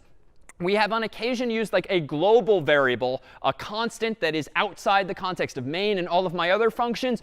Global variables, if you do not set them, are conventionally initialized to 0 or null for you. But you should generally not rely on that kind of behavior. Your instinct should be to always initialize values before thinking of touching or reading them, as via printf or some other mechanism. All right. Well, let's see how this understanding now of memory can lead us to solve problems, but also encounter new types of problems, but problems that we can now hopefully understand. I'm going to go ahead and create a new program here and recall from last week that it was very common for us to want to swap values. When Brian was doing our sorts for us, whether it was selection sort or bubble sort, there was a lot of swapping going on. And yet we didn't really write any code for those algorithms, and that's fine. But let's consider that very simple primitive of just swapping 2 values. For instance, swapping 2 integers. Let me go ahead and give myself the start of a program in swap.c here. I'm going to include standard.io.h again, int main void. And inside of main, I'm going to give myself 2 integers. Let's just give myself an int called x and assign it 1, an int called y and assign it 2. And then let me go ahead and just print out what those values are. I'll just say literally x is %i, comma, y is %i, \n. And then I'm going to go ahead and print out x, comma, y respectively. And then I'm eventually going to write a function called swap that swaps x and y. But let's assume for the moment that exists. It doesn't, because what I then want to do right after that is just reprint the same thing. X is now %i, y is %i, my presumption being that the values of x and y will be swapped. So how might I swap these 2 values? Well, let me go ahead and implement my own function. I don't think it needs to return anything, so I'm going to say void is the return type. I'll call it swap. It's going to take 2 arguments as input. We'll call it a and b, both integers, but I could call it anything I want, but a and b seems reasonable.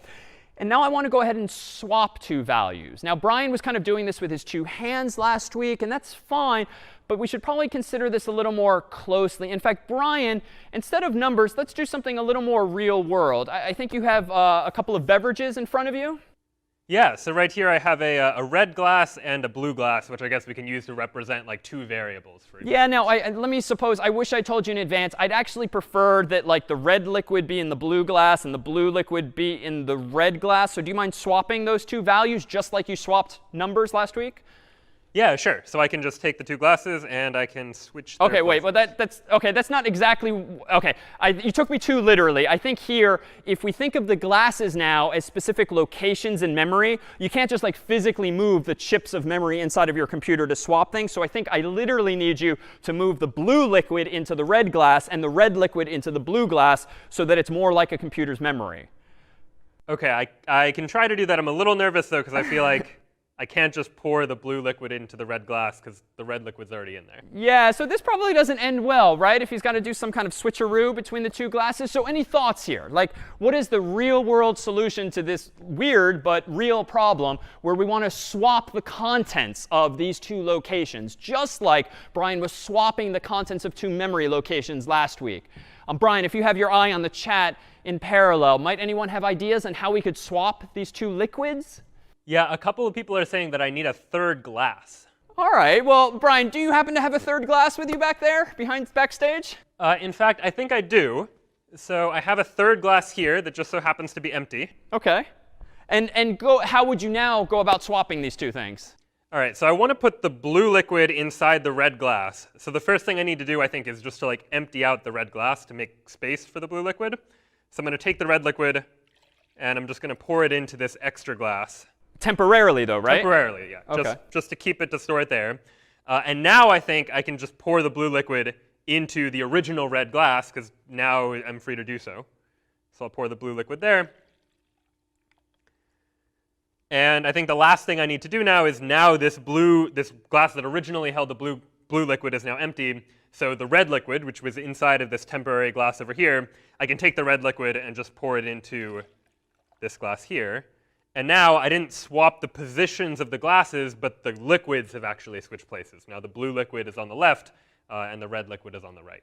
Awesome. Yeah, I think that is a more literal implementation of what you were doing and taking for granted last week, swapping the two values in two separate locations. So it seems pretty straightforward. I just need a little more space, like I need a temporary variable in code, if you will.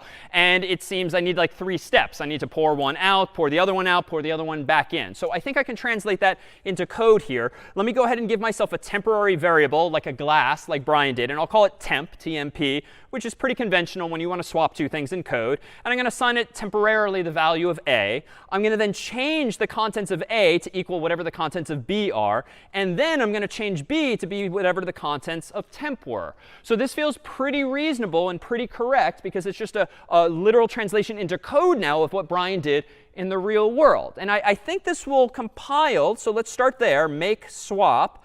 It doesn't compile. OK, previous implicit declaration. Oh, so many errors. My God. Implicit declaration of function swap. Wait a minute. I've seen that before. I've made this mistake before. You might have as well. Anytime you see this, recall, it's just that you're missing your prototype. Remember that the compiler is going to take you literally. And if it doesn't know the word swap exists when it sees it, it's not going to compile successfully. So we need to include my prototype at the top of my file. Now let me try this again. Make swap. OK, that compiles. Let me go ahead now and run swap. And recall that in main, what I did was initialize x to 1, y to 2. I then print out what x is and what y is. I call swap. And then I print out what x is and y is again. So I should see 1, 2, and then 2, 1. So let's hit enter. It does not seem to be working. Well, let's try it again, just in case. No, not working. Well, let me try this. Let me add some printf is my friend. Let me go ahead and say a is %i, b is %i \n ab. So let's print that out. And let's print that out twice. So this would be a reasonable debugging technique. If you want to know what's going on underneath the hood, add some printfs. Let me go ahead and make swap. That compiles /swap. And let's see. A is 1, b is 2, a is 2, b is 1. But then x and y are unchanged. So I feel like my logic is right. It's switching a and b, but it's not actually switching x and y. And I could confirm as much, right? Like the more powerful way to debug this would be to run debug 50, set a breakpoint, for instance, at line 17, step through my code step by step, stepping into the swap function.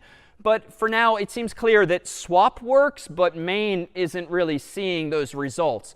So what's actually going on? Well, let's consider this real-world incarnation of what my memory is so I can actually move things around. And this is all thanks to our friends in the theater's prop shop in back. If we think of this as my computer's memory, initially it's all garbage values, but I can use this as a canvas to start laying things out in memory.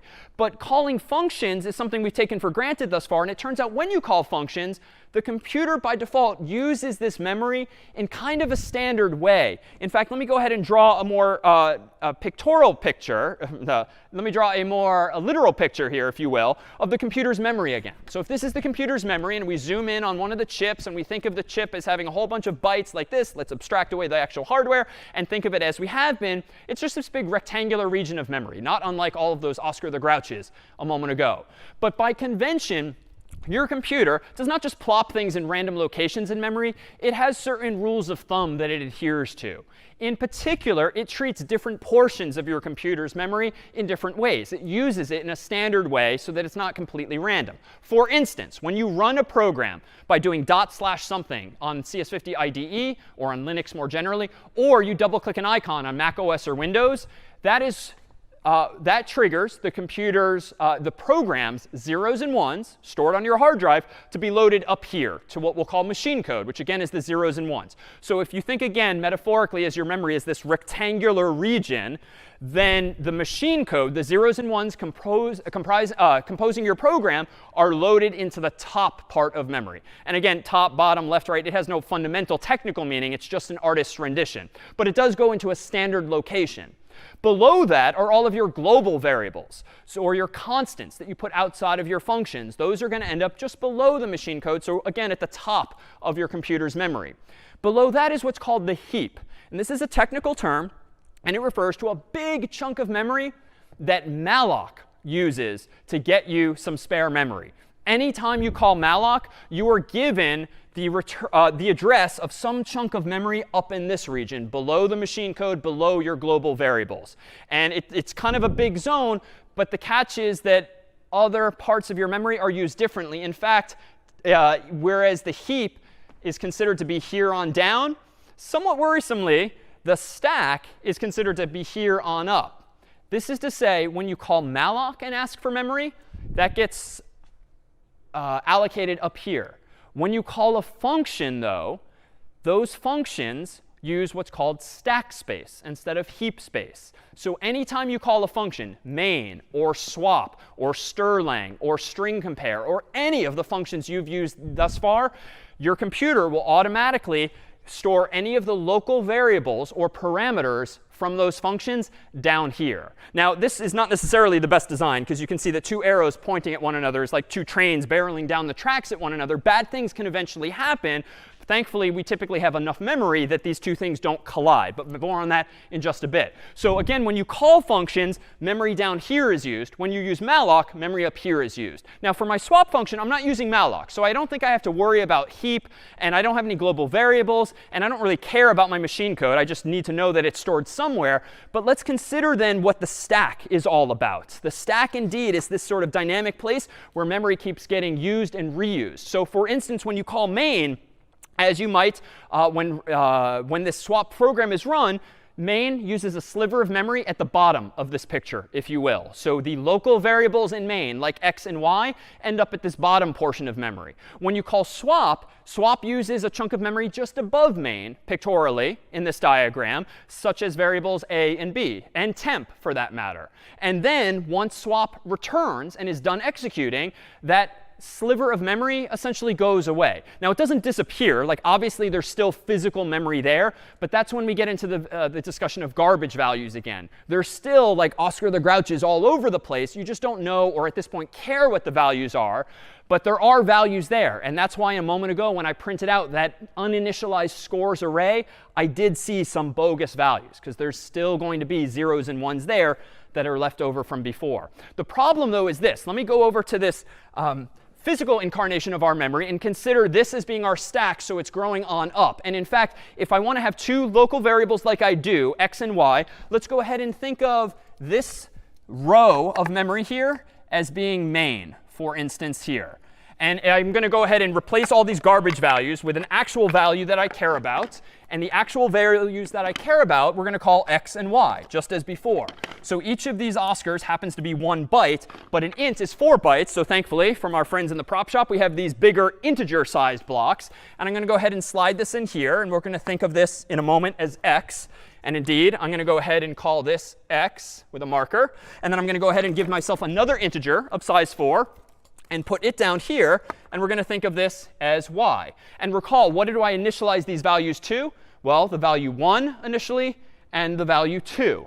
But then I called the swap function, and the swap function has 2 arguments, a and b, and those by design become copies of x and y, because I passed in x comma y, and I defined swap as taking a comma b. So I think what I need to do physically here is now think of this second row of memory as now belonging to the swap function, not to main.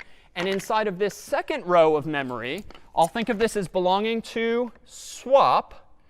And within the swap row, I'm going to have another integer of size 4. And we're going to call this one a, as down there. Whoops, a. And then I'm going to have another chunk of size 4. And we're going to call this b. And again, because those are just the arguments, x comma y, otherwise now known as a comma b, I copy 1 and 2 into those values. But swap has a third variable. Brian proposed a temporary variable. So I'm going to go ahead and give myself 4 more bytes, thereby getting rid of whatever the garbage value is there and actually setting it to an integer called temp. So I'm going to go ahead and call this thing temp, TMP. And what did I do first? I set temp equals to a. So temp equals to a. So if a is 1, temp is 1. Then what did I do? I then did a equals b. So b is 2. A is 2 as well. And then lastly, what did I do? I did b gets temp. So I have to go ahead and change this to be whatever the value of temp is, which is now the number 1. So you can see that swap is correct insofar as it is swapping the values of a and b. But the moment swap returns, these return to being thought of as garbage values. Main is still in the middle of running. Swap is no longer running, but these values stay there. So those are garbage values. We happen to know what they are, but they're no longer valid because when I go to print out x and y for the second time, what are x and y? They're still the same. And so this is to say, when you actually write code that takes arguments and you pass arguments from one function to another, those arguments are copied from one function to another. And indeed, x and y are copied into a and b. So your code may very well look correct in that it's swapping correctly, but it's only swapping correctly in the context of swap, not touching the original values. So what I think we need to do fundamentally is re-implement swap in such a way that we actually change the values of x and y. But how can we do this? Brian, if we could call in someone here, how could I conceptually change my implementation of swap so that it somehow empowers me to change x and y, not change copies of x and y? Like, what could I pass into swap, Brian? Igor is suggesting that we use pointers instead.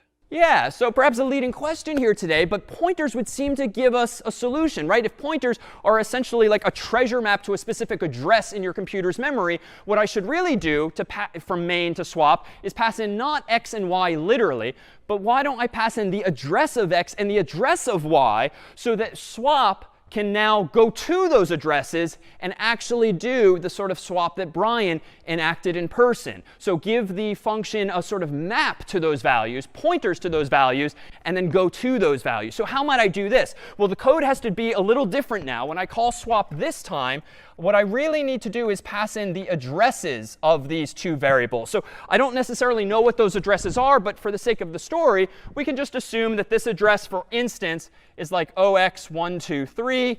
And then 4 bytes away from that might be 0x127, for instance. But again, it doesn't really matter what it is, but they do have addresses x and y. So a pointer, recall, tends to be pretty big. So we needed to get out a bigger piece of wood, 8 bytes, that represents a pointer. And I actually need to use a bit more memory in swap now. If I now declare a to be not an integer, but a pointer to an int, that is an int star variable, I could call this thing a now. And I could store in it the address of x, like 0x123.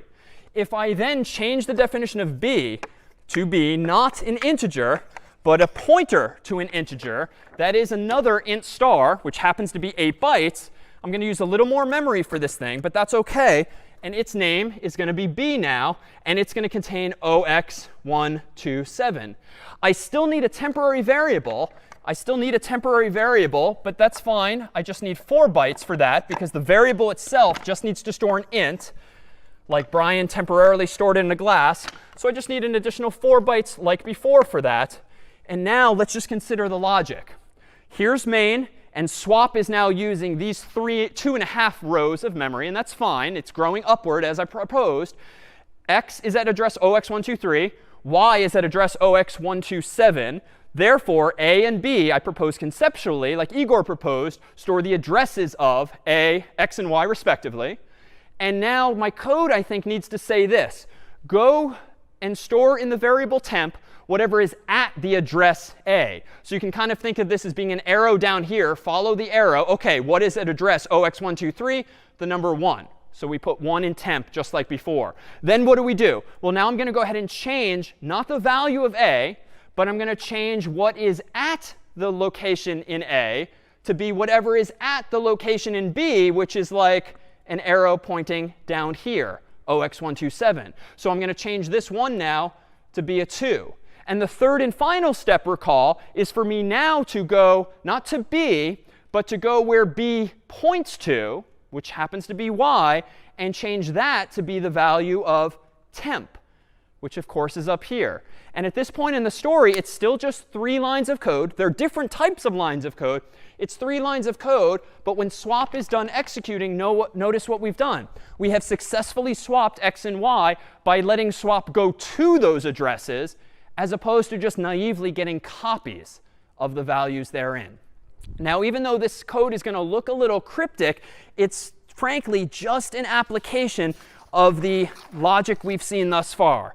I'm going to go ahead and go back to my old buggy version, and I'm going to change the definition of swap to say that it doesn't take 2 integers, a and b, but 2 pointers to integers, a and b. And the way you declare a pointer, recall, is the type of variable you point at, followed by a star, and then the name of it. And we haven't seen it, admittedly, in the context of a function taking parameters yet, but it's quite simply that. I added the stars.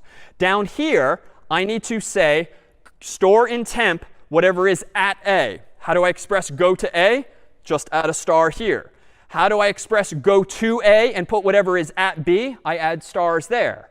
How do I say go to b and store whatever's at temp? I add 1 star there. So temp is just a simple integer. Like it's just an empty glass like Brian had. There's nothing fancy there, so we don't need stars around temp. But I do now need to change how I'm using a and b, because now they are addresses that I actually want to go to. There's no need for the address of operator in this context, but up here I'm going to need to make a change. I do need to change the prototype to match, so that's just a copy paste.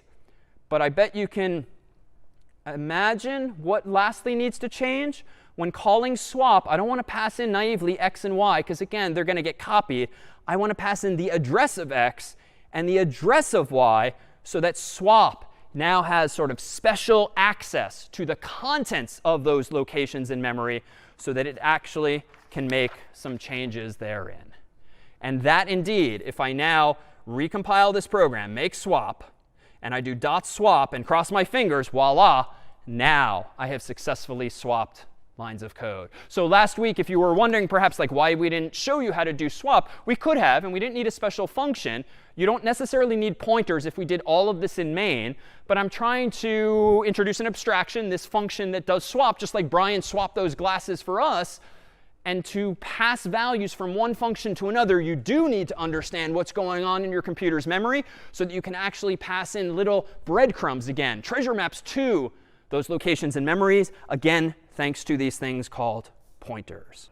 All right. Well, let me propose and emphasize then that this design of the heap being up at the top where malloc uses memory and the stack being at the bottom where your own functions use memory, like this is a problem clearly waiting to happen. And those problems actually have names. And some of you who have programmed before might know some of these terms, either heap overflow or stack overflow. And in fact, many of you might know stackoverflow.com is just a website. Well, there is an origin story to its name. A stack overflow refers to the process of calling a function so many times that it overflows the heap.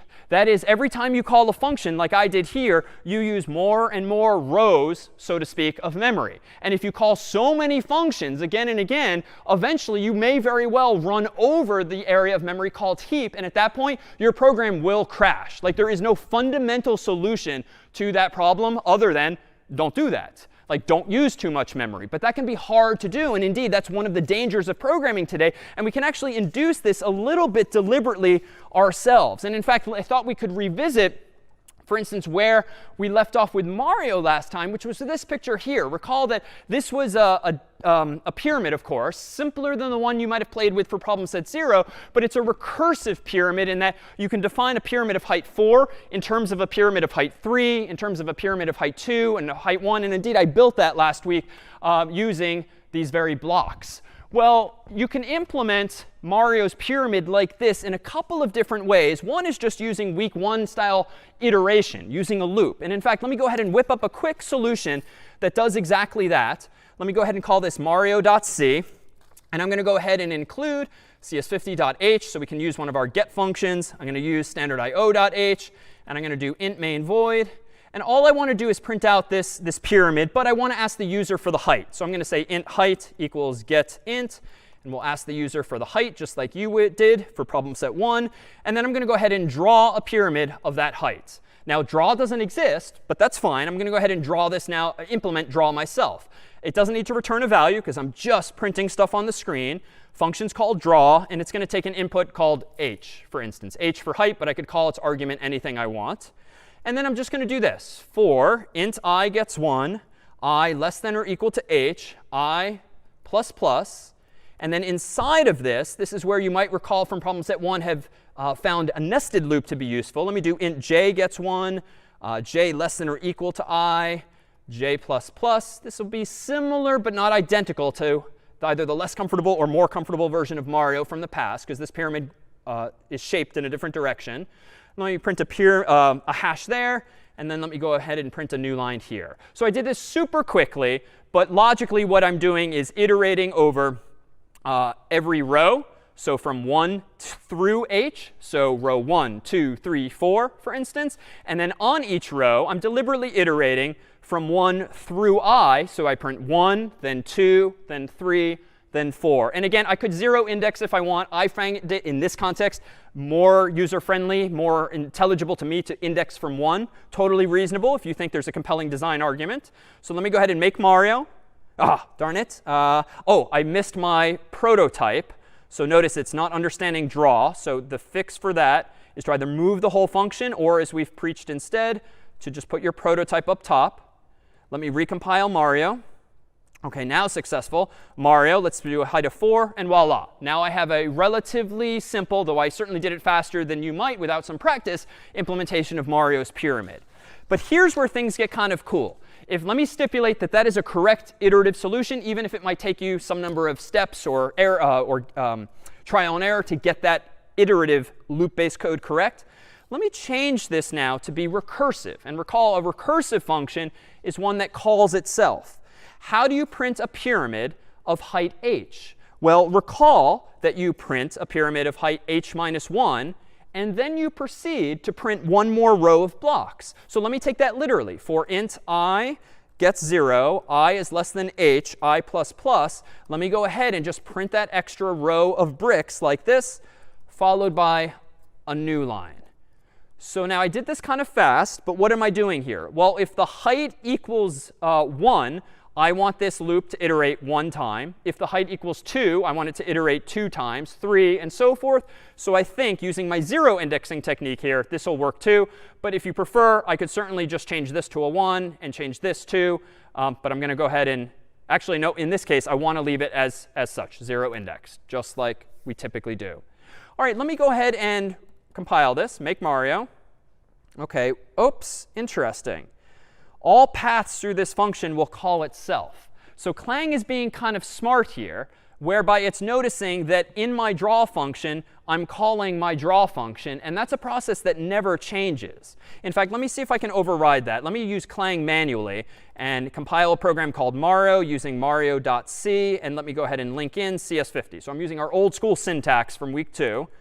OK, that compiled. And why did that compile? Well, make is, again, a program that uses your compiler, Clang. And we've configured make to be a little more user-friendly and a little more protective of you by turning on special features where we detect problems like that.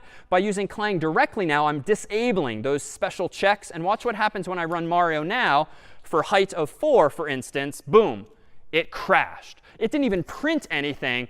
It crashed pretty quickly. And again, a segmentation fault means you touched memory that you shouldn't. So what's going on? Well, if you think of this memory as representing main still, but then draw, draw, draw, draw, draw, draw. If every one of your calls to draw just calls draw again, why would it ever stop? It wouldn't seem to stop here necessarily. So it seems that I'm missing a key detail in my recursive version. You know what? If there's nothing to draw, if height equals 0, let me go ahead then and just return immediately. Otherwise, I'll go ahead and draw part of the pyramid and then add the new row.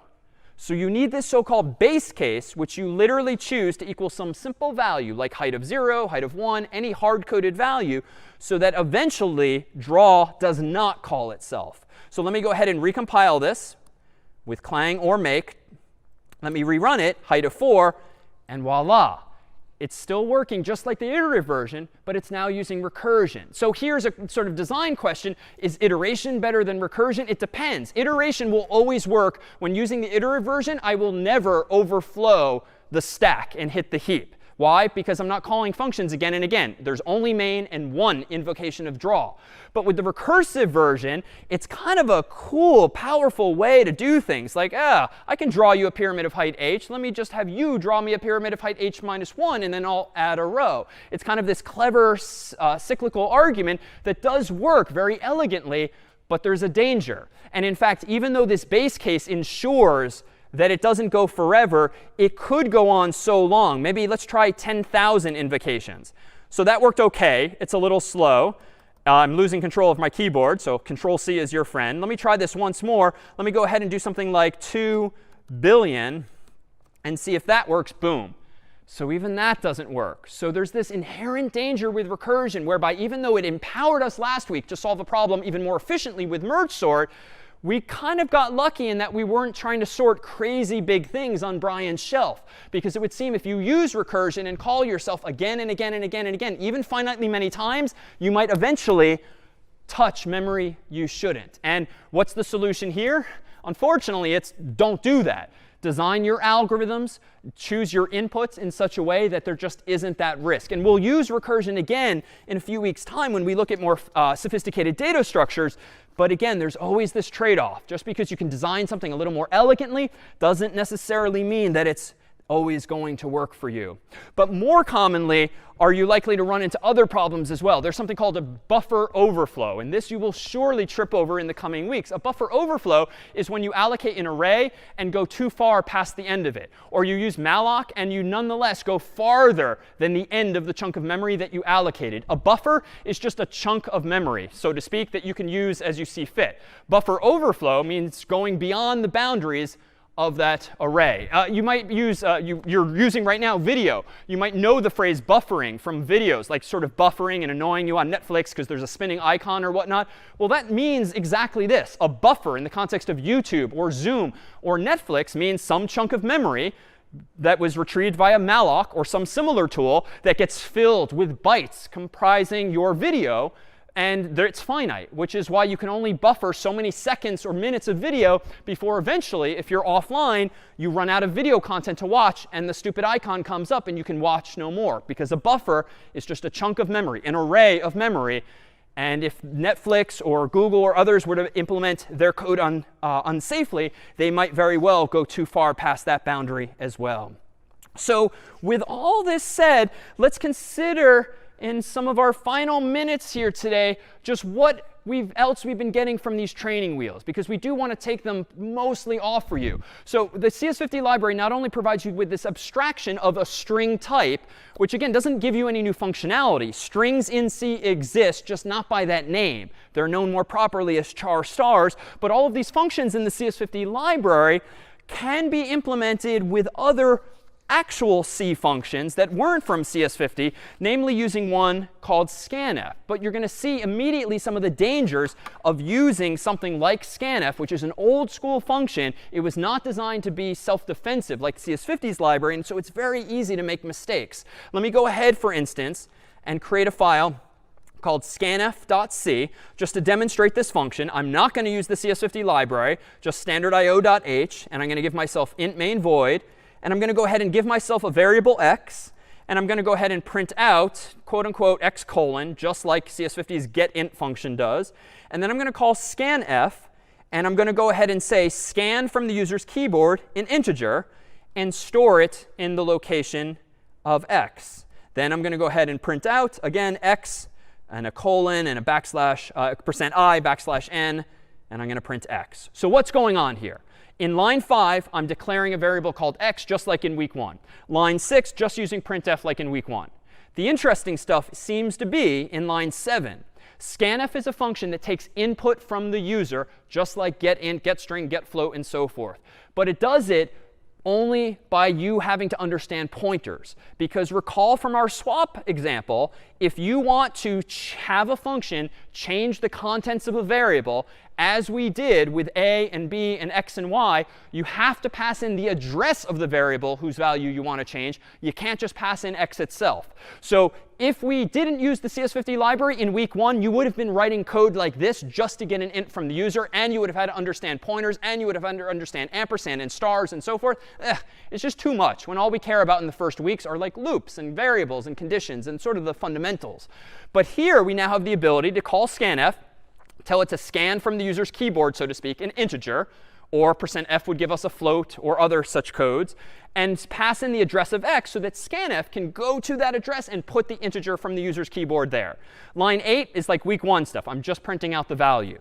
And this is pretty safe. I'm going to go ahead and make scanf. It compiles OK. I'm going to go ahead and run it. I'm going to type in 50, and voila, it prints out a 50.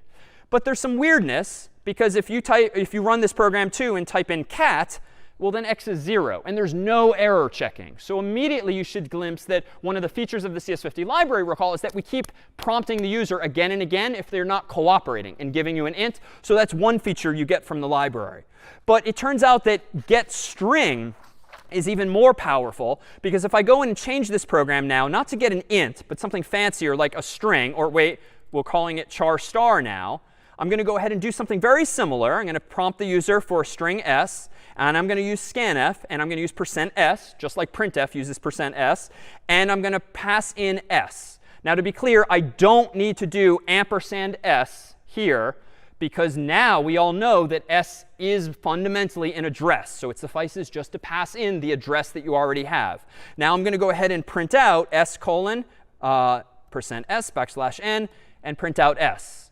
But when I compile this, make scanf, it doesn't like it when I compile. Variable s is uninitialized when used here. All right, well, if I really want to be sort of adventurous, I can override makes protections, and I can just compile this manually myself using scanf, using Clang directly. That worked, /scanf. Let me go ahead and type in, for instance, hi, and you see weirdness, null. Well, fortunately, make and in turn Clang were kind of helping us help ourselves there. It was pointing out that you declared s. So you were declared 8 bytes for a pointer, but there's nothing there. It's a garbage value. And so there's nowhere to put this. And thankfully, printf and scanf are being smart enough by not just blindly going there and plopping hi exclamation point in a null character. They're just leaving it alone. And this parenthetical null is just a printf feature saying you screwed up. If you see null, you've done something wrong. It's just being generous and not crashing on you. If I actually want to get users' input, I need to be smarter than this. And I need to either allocate myself 4 bytes, as we've done earlier today, or I could go back to week 2 stuff and say something like give me 4 bytes. This, though, gives me 4 bytes on the stack somewhere down here in main's frame, so to speak. These rows are called frames. If I use malloc instead, it comes from the so-called heap, which, not pictured, is sort of up here. And the only difference is that if I'm using malloc, I have to use free. If I'm using the stack, as I did in week 2, I don't have to use free. It's automatically managed for me. So frankly, there's so much new stuff today. I like the idea of sticking with the old school arrays. So now, though, if I go ahead and make scanf, now it compiles with make. If I then run scanf and type in hi, voila, it seems to work. But that's because I was smart and anticipated that hi, OK, 4 characters. I gave myself 4 bytes. But what if the user types in like, hi there, David, how are you? Clearly more than 4 bytes. And I hit enter now. Something weird there happened. Like the rest is just lost. And this would really be annoying and very frustrating if you trying to get user input in the first week of the class. Like getString avoids this for you. getString calls malloc for you, and it calls it for as big a chunk of memory as the string the human types in. Long story short, we sort of watch what they're typing character by character by character, and we make sure to allocate or reallocate just enough memory to fit whatever it is the human has typed in. So scanf is essentially how a function like the CS50 library works underneath the hood, but it is doing all of this for you. And as soon as you take away training wheels like that, or frankly, libraries like that, which it really is at the end of the day, it's not just a teaching tool, it's a useful library, you have to start implementing more of this low-level stuff yourself. So again, there's a trade-off. If you don't want to use something like the CS50 library, that's fine. Now the onus is on you to avoid all of these possible error conditions. All right. With that said, we have one final feature to give you in order to motivate this week's problems, wherein you'll actually explore and manipulate and write code to change files. And for that, we need one final topic of file I/O. File I/O is the term of art that describes taking input and output from files. Pretty much every program we've written thus far just uses memory, like this here, whereby you can put stuff in memory, but as soon as your program ends, boom, it's gone. The contents of memory are gone. Files, of course, are where you and I in the computing world save our essays and documents and resumes and all of that permanently on your computer. In C, you have the ability, certainly, to write code yourself that saves files long term. So for instance, let me go ahead and write my own program here, a phone book program that stores files, stores names and numbers in a file. I'm going to go ahead and include, just for convenience, the CS50 library again, because I don't want to deal with scanf. I'm going to go ahead and save this, incidentally, as phonebook.c. I'm going to go ahead and include not just the CS50 library, but standard I/O. And preemptively, I'm going to go ahead and include string.h as well. And I'm going to go ahead in my main function, and I'm going to use a few new functions that we'll see only briefly here. But in the next problem set, will you explore these in more detail? I'm going to give myself a pointer to a file. It turns out, weirdly, that in all caps, F-I-L-E, this is a new data type that does come with C that represents a file. So I'm going to go ahead and give myself a pointer to a file, the address of a file, and I'm going to call the variable file. I could call it F. I could call it X. I'm going to call it lowercase file, just to be clear. And I'm going to use a new function called fopen, which means file open. And file open takes 2 arguments. It takes the first argument, which is the name of a file you want to open. I'm going to open a file called phonebook.csv. And then I'm going to go ahead and open it specifically in append mode. Long story short, you can open files in different ways. To read them, that is just look at their contents.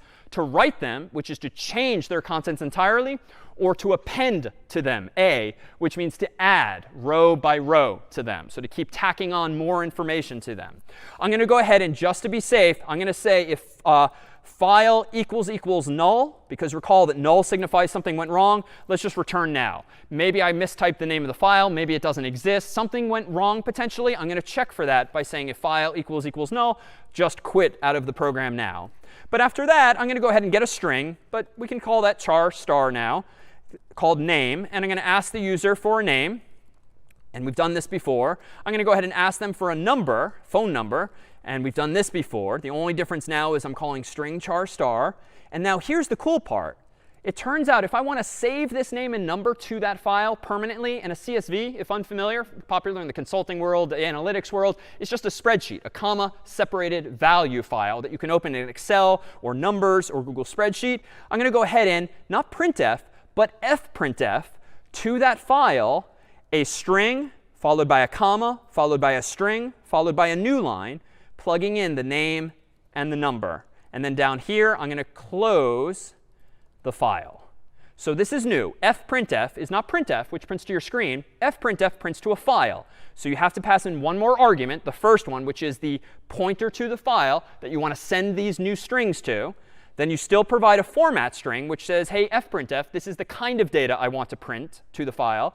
And then you plug in the variables, just like we've always done with printf.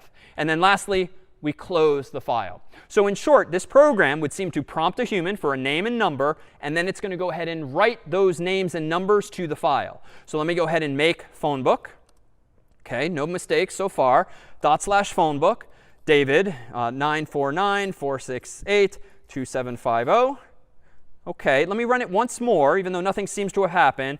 Brian, how about 617-495-1000. Enter. Let me check my file browser here.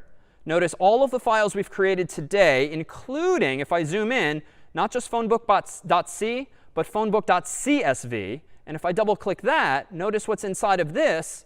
Voila, David's name, Brian's name, and each of our numbers. And even cooler than that, let me go ahead and close this. Let me go ahead and download this file using the IDE. And that's going to put it into my downloads folder. Let me go ahead and click on it. And it's going to open Excel or Numbers or whatever you happen to have on your Mac or PC. I'm going to go ahead and just proceed. And voila, looks a little stupid in this formatting here. But I've opened up a spreadsheet that I myself generated using fopen, fprintf, and fclose. So already, now that we have pointers at our disposal, can we actually manipulate things like files, which is quite cool. But we're going to do that this week, not with text, but with actual specific types of files. And indeed, recall this kind of thinking here. If you glance at this, it's probably pretty cryptic. It looks like machine code, but it's not. This is perhaps the simplest representation of a smiley face inside of a file. If you have a bitmap file, a map of bits, a grid of bits, those bits quite simply could literally be zeros and ones. And if you assign the color black to 0 and the color white to 1, you could actually think of this same grid of zeros and ones as representing indeed a smiley face. In other words, here are some pixels. We talked about pixels in week 0. Pixels are just the dots that compose a graphic file on your computer. And pixels are everywhere. All of us now tuning in live via Zoom or YouTube or the like, we're watching streams of pixels which compose multiple images, and multiple images compose video that appears to be moving at like 20-something or 30 frames per second, images per second. Now, of course, there's only so much fidelity in these kinds of images, and it's quite common the case like on TV and in movies, like if there's some bad guy that's been picked up with some surveillance footage or the like invariably the folks on like Law and Order and the like can just kind of enhance the video and zoom in and see exactly the glint in the person's eye that reveals who committed some crime. Well, that's all kind of nonsense, and it derives from some of the primitives we introduced in week 0. In fact, just to poke fun at this, let me go ahead and hit play on a few seconds of this TV show here in the US called CSI, just to give you a sense of just how commonplace this kind of logic is. Actually, today will rather ruin a lot of TV and movie for you because you can't just zoom in infinitely and see more information if that information is not there. At the end of the day, there's only a finite number of bits. And case in point, here's a photograph of Brian. And you might see that, oh, there's a glint in his eye. Let's see what was being reflected in his eye there. And so if we zoom in on this image here of Brian, and maybe we zoom in a little further, like that's all that's actually there. Like you can't just click the enhance button and see more, because at the end of the day, these are just pixels. And pixels per week 0 are just zeros and ones, and finitely many so. So what you see is what you get. Now, with that said, and actually we can poke fun of this too here, let me just play one other short clip from Futurama, which kind of hammers home this point as well, but more playfully so. Magnify that death sphere. Why is it still blurry? That's all the resolution we have. Making it bigger doesn't make it clearer. It does on CSI Miami. So there we have two clips talking rather to one another, but I have to update things for 2020, right? You can't really pick up the internet these days or a magazine these days, if you even would, that doesn't somehow mention machine learning and artificial intelligence and fancy algorithms via which you can do things that previously weren't quite possible. And that's actually kind of sort of the case. You might recall from week 0 that we found this beautiful a watercolor painting in the Harvard archives that's only about like 11 inches tall total, and yet somehow it's 13 feet tall here behind me. Now, normally, if you were to just enhance this watercolor painting, it would start to look pretty stupid pretty quickly with lots and lots of pixelation, even if you use a very fancy camera, as the archives do, to capture the original image. But we wanted to blow it up to 13 feet tall so that it would stand at high quality behind us this whole time. And there, we actually did use enhance in some sense. So using, long story short, fancier algorithms than those last week, you can use artificial intelligence, machine learning, to actually analyze data and find patterns where that aren't necessarily visible to the human eye. So for instance, if we take the original here and start to zoom in, it looks pretty good at this resolution, but it's pretty smooth. You don't really see the fact that this was paint on an actual canvas. So this was just zooming in on Photoshop. But when you actually run an image like this through fancy machine learning-based software, artificial intelligence, you can begin to improve it and actually see not just this window from the top of one of the buildings, which is pretty glossed over here in Photoshop. You can start to see more detail. So this is literally the before, just zooming in Photoshop. This is after actually applying fancy artificial intelligence algorithms that notice, wait a minute, there's a little discoloration there. Wait, there's a little discoloration there. And nowadays, enhance is increasingly becoming a thing. It's still inferring. It's not resurrecting information that was necessarily there. It's doing its best guess, really, algorithmically, to reconstruct what the image actually was. And if we zoom in further, you can perhaps see that this is really starting to get blurry if you just use Photoshop and keep zooming in. But if you run it through fancy enough algorithms and start to notice slight discolorations that aren't super visible to the human eye, we can enhance that even further. And you can't do it infinitely so. And in some sense, we're creating information where there isn't necessarily that information there. So whether or not these kinds of things hold up in court is another question. But it can improve the fidelity of images like this. And indeed, it allowed us to zoom in from 11 inches to 13 feet instead. So when it comes to manipulating images, ultimately, we do have some programmatic capabilities, including this file pointer, like we just saw, and also a few other functions as well. And our final examples here will lay the foundation for what you'll do this coming week, which is manipulate your very own graphical files with a newfound understanding of pointers and addresses, and now files and input and output. For instance, I'm going to go ahead and open up a program here called, give me just 1 second. I'm going to open up a program here called jpeg.c. And this program, jpeg.c, which I wrote in advance, which is on the course's website, does the following. It first declares a type called byte. It turns out in C, there's no common definition of what a byte is. A byte, as we know it, is 8 bits. And it turns out the simplest way to create a byte is to define our own, just like we've defined a string, just like we've defined other types too, like a student, in order, or a person rather, in order to give us a byte. So this first line of code just declares a data type called byte using another more arcane data type called uint_t. But more on that in the problem set. This just invents something called byte. Notice in this program, I'm resurrecting the idea from week 2 of command line arguments, where we can take input from the user. Notice that I'm checking if the user typed in 2 arguments. And if not, I'm returning 1 immediately to signify error. In line 17, I'm using my new technique. I'm opening a file using the name of the file that the human typed at the command line. And this time, I'm opening it to read it with quote unquote R instead of A. But if there's not a file, so if bang file, that is if exclamation point file, or if file equals no, those mean the same thing, I can go ahead and return 1, signifying an error.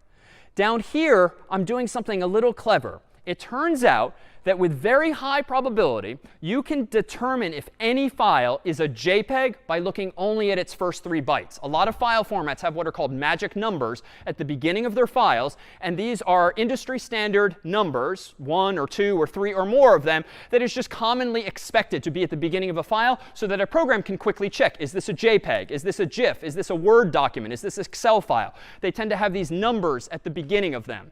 And JPEGs have a sequence of bytes that we're about to see. This line of code 24 here, as you'll see in the next problem set, is how you might give yourself a buffer of bytes, specifically an array of 3 bytes. This next line of code, as you'll see this coming week, is called fread. Fread, as the name suggests, reads from a file. That is, it grabs bytes from a file. And it's a little fancy to use, but you'll get more comfortable with this over time. It reads into this buffer its first argument. the size of this data type, the size of a byte, and it reads in this many of those data types from this file. So again, it's 4 arguments, which is kind of a lot from what we've seen, but it reads from this file 3 bytes into this array, aka buffer, called bytes. So this is just how you write code that doesn't put data in a file, but read it from it. And then here, notice our hexadecimal. So we've come full circle. If bytes bracket 0 equals OXFF, and bytes bracket 1 equals OXD8, and bytes bracket 2 equals OXFF. This definitely looks cryptic to you, but that's just because I looked up in the manual for JPEGs, and it turns out that almost any JPEG, rather, must start with OXFF, OXD8, OXFF. Those are the first 3 bytes of any JPEG on your Mac, your PC, on the internet. They are always those 3 bytes. It turns out the 4th byte further decides whether or not a file is actually a JPEG, but the algorithm for that's a little fancier, so I kept it simple. If the first 3 bytes of a file are those, maybe you have a JPEG. But if you don't have exactly those 3 bytes, you definitely don't have a JPEG. And so what I can do here is as follows. In today's code, let me go ahead and grab 2 other files that I brought with me. And one happens to be a photograph again. Give me 1 second. I brought with me a few files, one of which is called brian.jpg, which is the same photo of Brian. And then I have a GIF, which of course is not a JPEG, that is this cat typing here.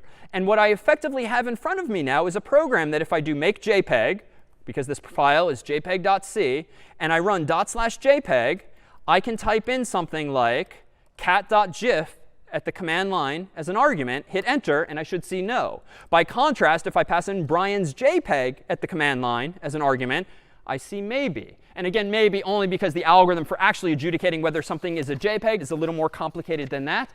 But indeed, I can now access the individual bytes and therefore pixels, it would seem, of an image file. And in fact, we can even do this. Let me go ahead and show you one last program that we wrote deliberately in advance, just to give you a taste of what's coming with the next problem set. This program is a re-implementation of the program you've probably used 1 or more times called CP. Recall that CP is a program in the IDE and in Linux more generally that allows you to copy a file. You do CP space the file name space the new file name. How does this work? I now have all of the building blocks with which to copy files myself. So again, I'm defining a byte up here. I'm defining main as taking command line arguments here. And notice one change. I'm not using the CS50 library. So even what was previously string in week 2 is now char star, even here for argv. I'm making sure that the human types in 3 words, the program's name and the source file and the destination file. I'm using fopen again. I'm opening the source file here from argv1. I'm making sure it's not null, and then I'm quitting if it is. I'm then, here's something new, opening the destination file here, also with fopen, but I'm using quote unquote w. I'm opening one file with R, one file for w, because I want to read from one and write to the other. And then down here, this loop is a clever way of copying one file to another. I'm giving myself a buffer of 1 byte, so just a temporary variable, just like Brian's temp or empty glass. And I'm using this function fread.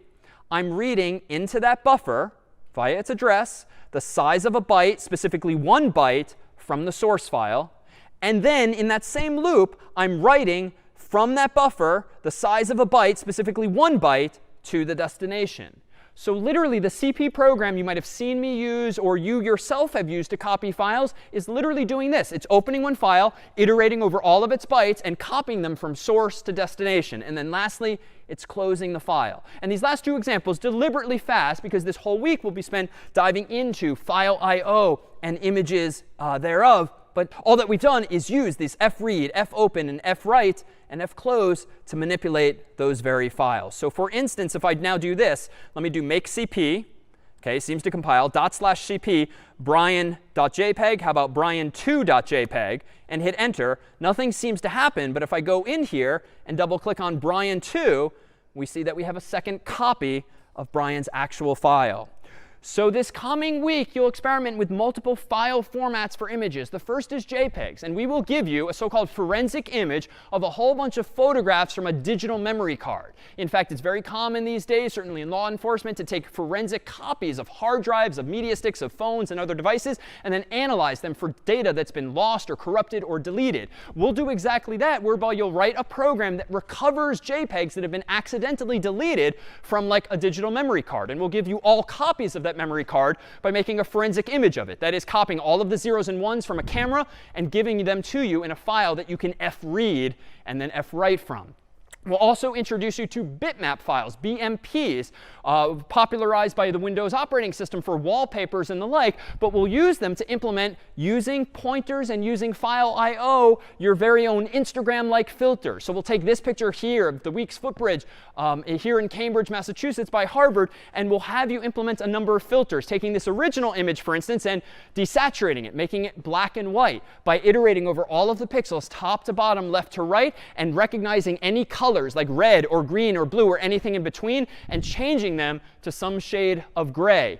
Doing a sepia filter, making things look old school, like this photo was taken many years ago, by similarly applying a heuristic that alters the colors of all of the pixels in this picture. We'll have you flip it around. So you have to put this pixel over here and this pixel over there. And you'll appreciate exactly how files are implemented within your own hard drive and phone. And you'll implement, for instance, a blur filter, which no accident makes it harder to see what's going on here, because you're starting to now average together pixels that are nearby each other to kind of gloss things over and deliberately make it harder to see here. And so we'll even, if you so choose, have you implement edge detection if feeling more comfortable, where you find the sort of edges of all of the physical objects in these pictures in order to actually detect them in code and create visual art like this. Now, this was a lot, and I know pointers are generally considered to be among the more challenging features of C, and certainly programming in general. So if you're feeling like it's been quite a bit, it was, but you do now have the ability, either today or in the very near term, to understand even XKCD comics like this that most any computer scientist out there has seen. So our final look for you today is on this joke here. And even though I can't necessarily hear you from afar, I'll just assume in our final moments today that everyone is breaking out into a very geeky laughter. And I see some smiles at least, which is reassuring. This was then CS50. We'll see you next time.